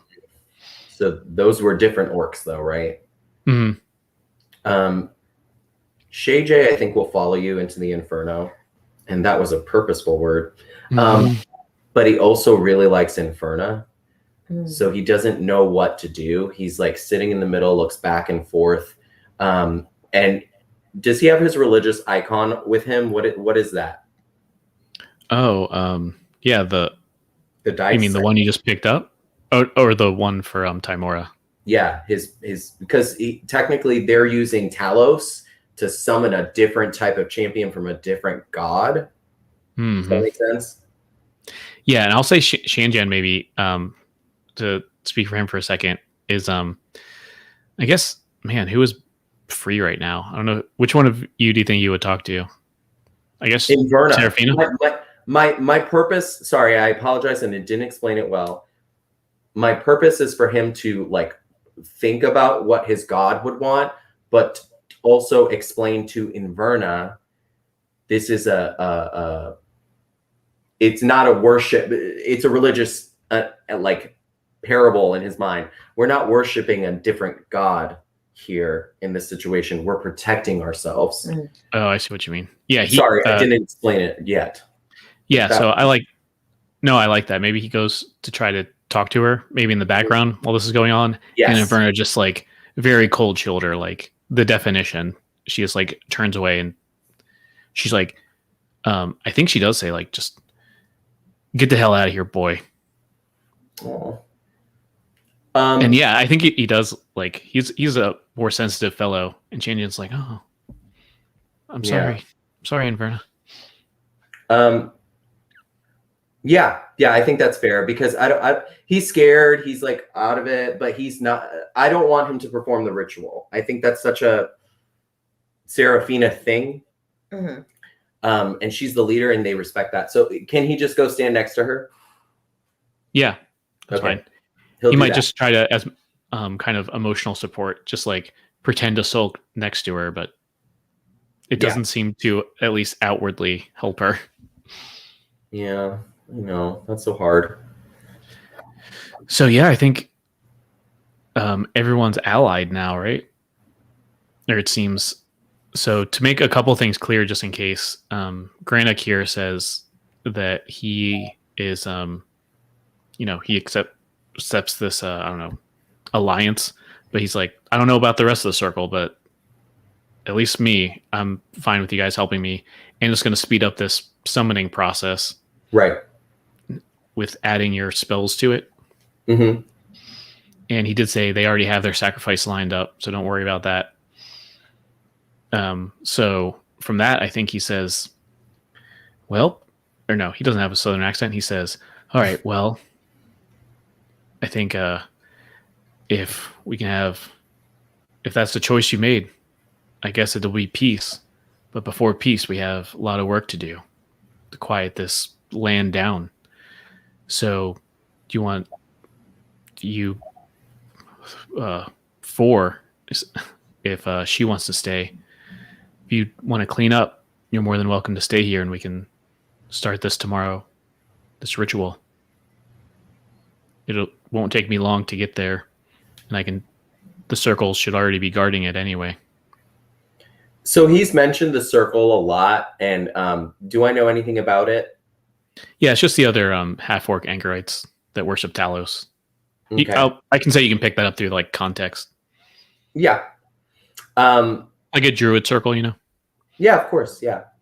Does he see any of those people in the room? Is it just him that's the representative for them? Yeah, he's definitely representing them. He says there's a site not too far from here that we have everything set up. It's a consecrated ground from Talos. I feel like Xanth, because he's been taking the lead in this particular religious rite, he will stay in the room and let the other three have a conversation about what just happened because it's so personal to them. And he wants to get down to what spells do you need? What kind of magic do we? So he's not writing, but he's taking the notes that they need. Yeah. If that makes sense, so that the three of them can have their closing conversation for the night. Mm-hmm. Yeah, and I think we might have this conversation, and that might be the close of the episode too, because maybe it is a few minutes later. Xanth and at least Feeny have cleaned the blood, gross blood off them. Right. And yeah, where do you think? I mean, now you kind of have full reign of this house. Really, this area is like a library, a ruined kind of library. So maybe this would be the ideal place. Yeah, and it's centrally located and has an exit. So yeah, and this is it kind of goes up. It's like that Beauty and the Beast kind of library, where it's two stories in this whole room. And there's little broken ladders, and it's a lot of these books are, well destroyed and out of use. There's probably not to look at, but you guys, and there's a little staircase that, yeah, the spiral staircase. Yeah, so you can go up to what's that, a mezzanine? Mm-hmm. It's up there, another kind of platform if you want to go to the top story. But so my question would be, would they want me to speak with them, or would they want me to stay in the room? Because I'm okay with that. I just wanted to offer that as I will take the notes. That way you guys can have the floor, essentially. As opposed to what, helping us with the summoning? We're all going to help with the summoning tomorrow, essentially, right? Right. But I took the lead, and I took a lot of I don't want to be disrespectful, but I took a lot of choice away from Inverna. So she might be a little bit mad at me. Mm-hmm. So he respects that, and he wants to know if technically Eduardo wants to know if you want Xanth to be hey, I need Inverna for a few minutes. Don't talk to me for a second. I'm not mad at you or whatever. Or if you want it to be everybody should be friends. Why are we? Come on, Xanth, let's talk about it. What do you think she would take as an approach? Because that's your friend. Yeah. You know, I support you, but I just took away her choice. You know And what I Verna's not gonna. She's not gonna like anything that happens, no matter what. We're not gonna convince her of anything. mean? She's just gonna go along with it, just to move the like adventure forward Mm-hmm. and just deal with it, even if she doesn't like it. I feel Mm-hmm. there's Yeah. So, Risa, I was saying this could be like the end of the episode conversation if you want to have that real fast. But we're Okay.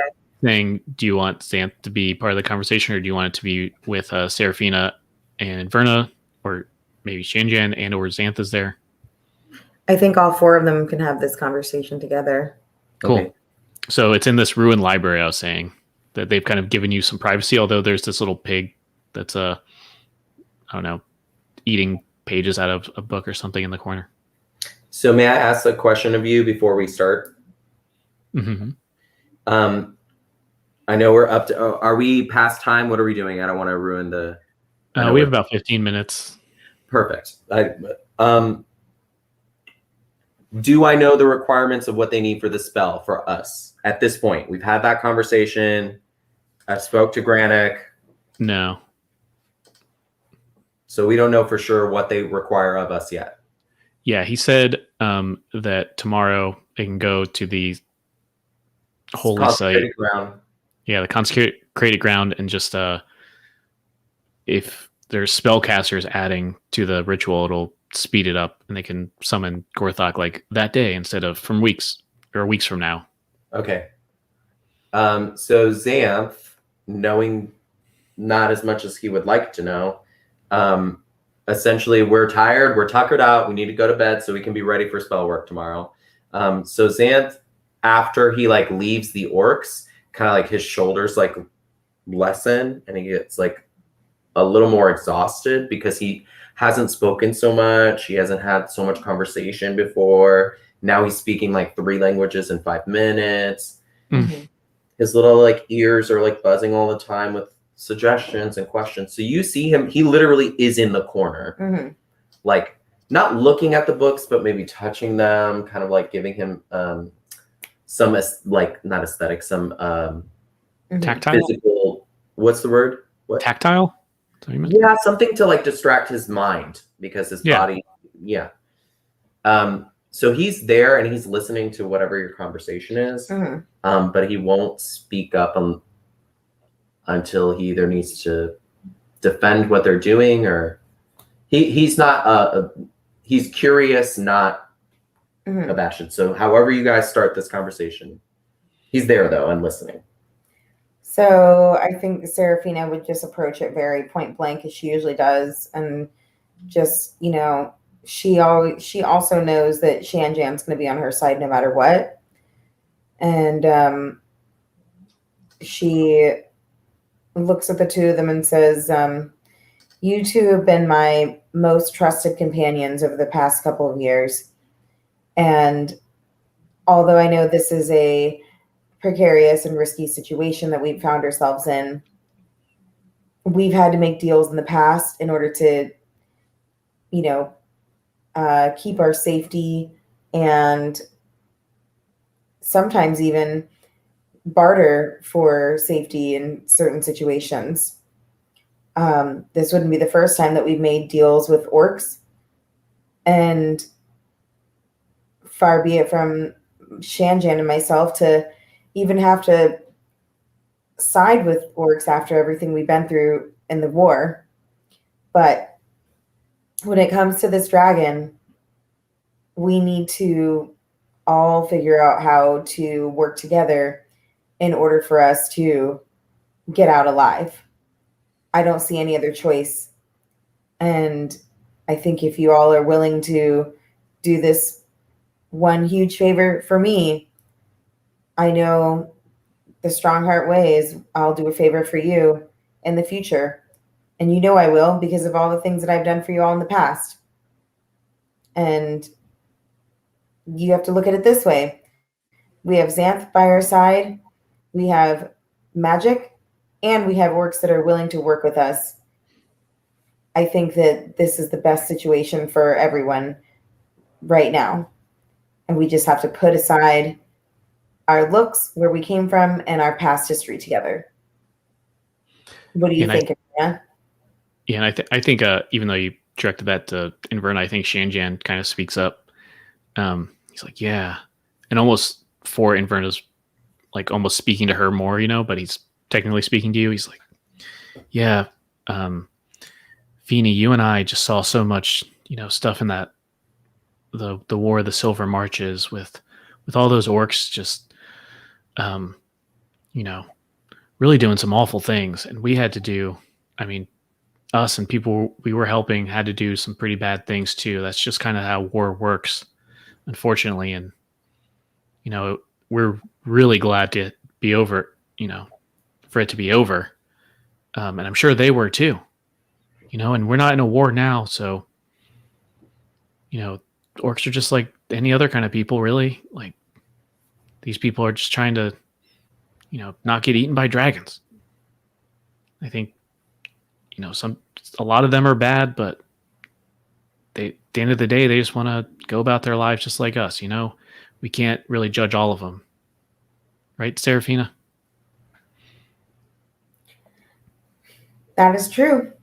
We've met a lot of different creatures along the way, and if we were to judge all of them, I guess we wouldn't all be together, would we? And she kind of like looks all around at literally like Shanjan, Inverna, Xanth, and says, if y'all hadn't taken a chance on me, we wouldn't even be here working together now, would we? And holds out her hand to both of them, like kind of just like palms up, like reaches out to touch both of them. Yeah, and I think then maybe turns around and looks at Xanth and tries to motion for Xanth to come over too.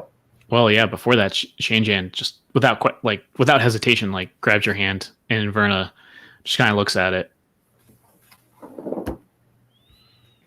She's like, there's one thing about taking a chance, and there's one thing about expecting the sun to rise every day.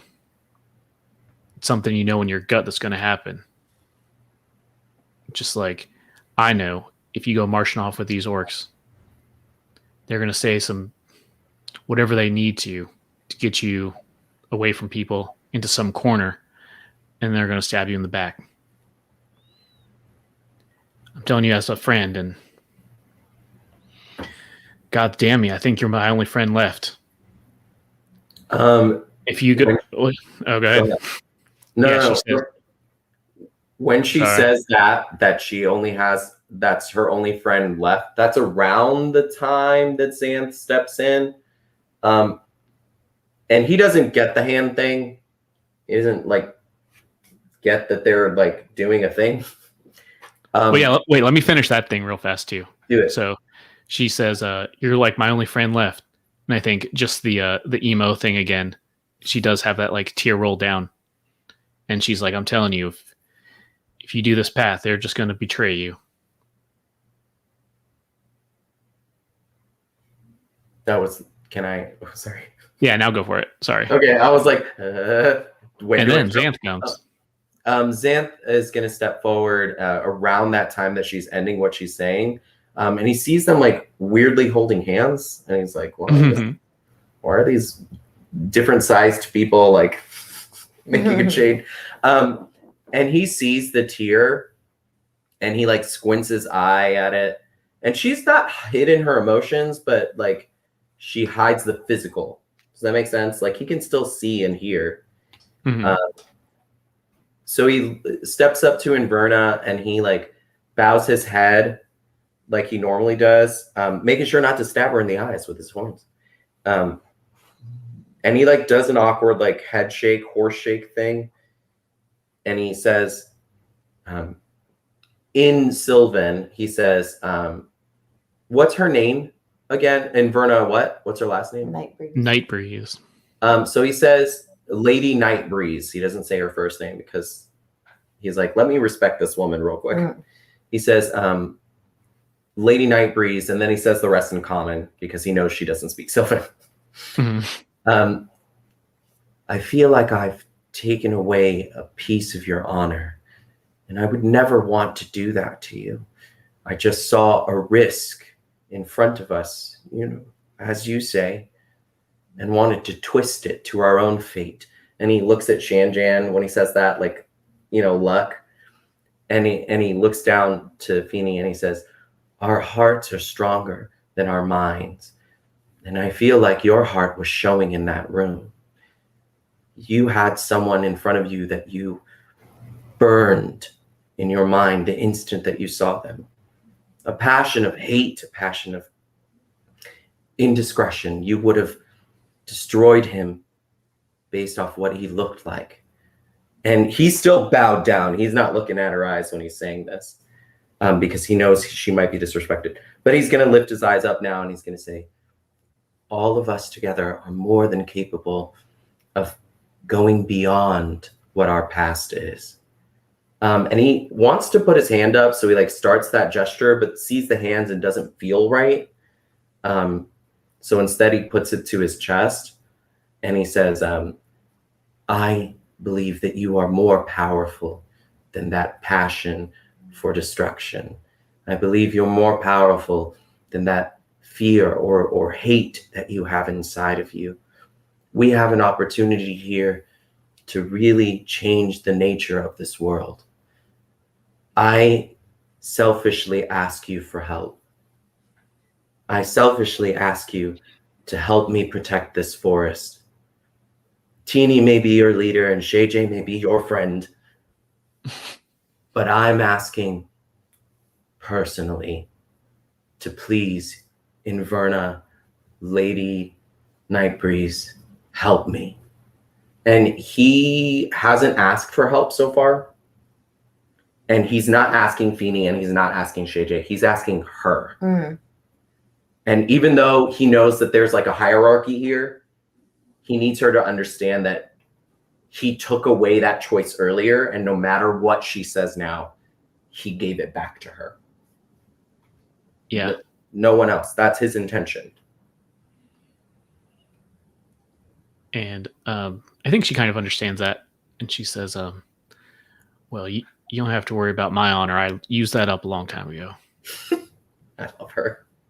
And go she's, ahead. yeah, I think she just says, it's up to you, Serafina. I ain't going to rain on your parade none. I'm just telling you. I'm just telling you it's about time to done. But no, I'm just telling you. If you go on this path, you're going to get hurt. I've seen it 100 times. I'm begging you not to, but if you got to do it, you got to do it. I ain't going to try and talk you out. You the boss, like I always say. And Serafina looks up at Inverna and says, you're right. I could get hurt. I've been hurt lifetimes over and over again, from my childhood to the war to even this past year of our adventures together. But I'd still rather break my own heart than hurt any one of you first. And if that means that I need to walk into the mouth of my own enemies, then so be it. Because what did I say? And then she kind of looks at Shanjan and cracks a smile and says, we're friends till the end, aren't we? And then looks at Xanth and says, and that means you too. But Inverna will never do anything without your complete trust. Do you trust me? And she doesn't look at you, but she's like, I do. All right, then. Friends till the end. And are you still holding out your hand? Mm-hmm. Let's say you are. And she just reluctantly grabs it. When she grabs it, Xanth still doesn't feel like the touching is appropriate yet. Because he still feels like he's overstepping. You know what I mean? But he will bow his head down to be like, I agree. And he does something weird that he normally doesn't do. He walks away from the group because the talking is too much. He's physically tired. He's like, I can't do this anymore. He doesn't wait for their reaction. He just walks away. So. Yeah. Cool. So do we end it there? I think so. Till next time. Yeah. What song plays us out? I guess as everyone, as the sun sets finally. We keep ending on somber moments. I'm so sorry. We really do. She's like, just kidding. Give me the hot dog song.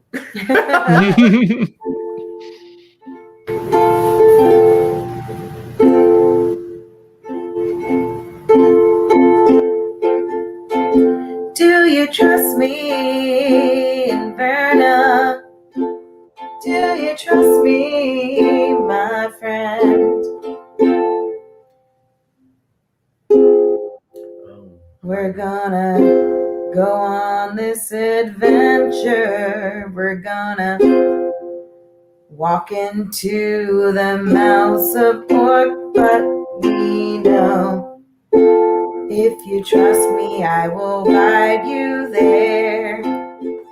If you trust me, I'll be aware. I'll listen to your every word and burn up. Do not worry, 'cause I will always burn a candle for you, 'cause you are my friend.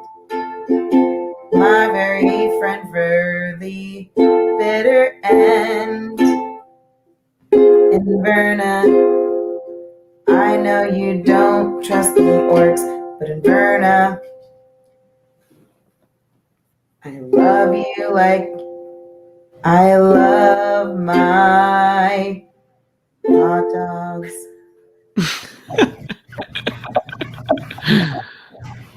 Oh boy.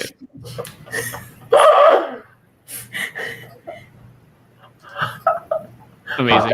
Was that the end? Hot dogs, hot dogs, hot dogs, hot dogs, hot dogs, hot dogs, hot dogs, hot diggity dog, hot diggity dog, hot diggity dog. Adventure time. How dare you? Hilarious. I love it. Listen, they're not all winners. They're not all wieners. Oh, amazing. Well, one last thing before we go. Oh God. Marvel Universe Stinger. You ready? Yeah. So I think everyone's in this room. There are these 6 little cots. Everyone's like sleeping. Except for Inverna, who elves don't sleep, they kind of just meditate. And she kind of, it's dark, and these 3 windows are here. Maybe the moonlight's coming out. It's like all silver glow, Mm-hmm. And she kind of just stands up from where she was sitting, on the ground, and just takes her hat off and puts it on Feeney's like pillow, or I guess like on her while she's sleeping. And then she says, there really ain't more to me than violence. Hate to say it. And she kind of just goes to this window and just kind of silently leaves. The end. You mean end chapter, not whole book. How True. dare you? Good point. So yeah, that was the end of that. How dare you? After I sang her such a Fucking hot dog song. emotional song. Oh, and inside Okay, inside the hat that she left you was just full of hot dogs. Wieners, just like, oh, it's the gif of the girl with like, hot dogs. Oh yeah. Great. Great. All right. So I'll see everyone next time. If you stop this recording. Any final thoughts before we go? Jesus. You left a bombshell. I don't know what to think now. Yeah, we'll have to recover for next week. You know what All I'm right. thinking about? How do centaurs sleep? Do Yeah. they get all the way down and then lean on their backs? Do they get down and then lean all the way forward? Because then they're just extending their human body everywhere. Do they sleep on their sides? So they can. How do centaurs sleep? They sleep Next on their time back, on- but their horse legs are up. I don't know. Are they like cows where they sleep standing up? Maybe. Well, I'm a little we'll see. disappointed. I've been playing with Inverna for a year, and she just leaves because she doesn't want to work with orcs. Oh, don't worry. Well- You haven't seen the last of her, I promise. Yeah, we don't know why she left. I'll tell you what, though. I mean, I've had a complicated history with orcs myself. It's true. She's literally talking as Marisa. That is not. Marisa is saying out loud. Yeah, you. So there Had was a complicated life with hot dogs.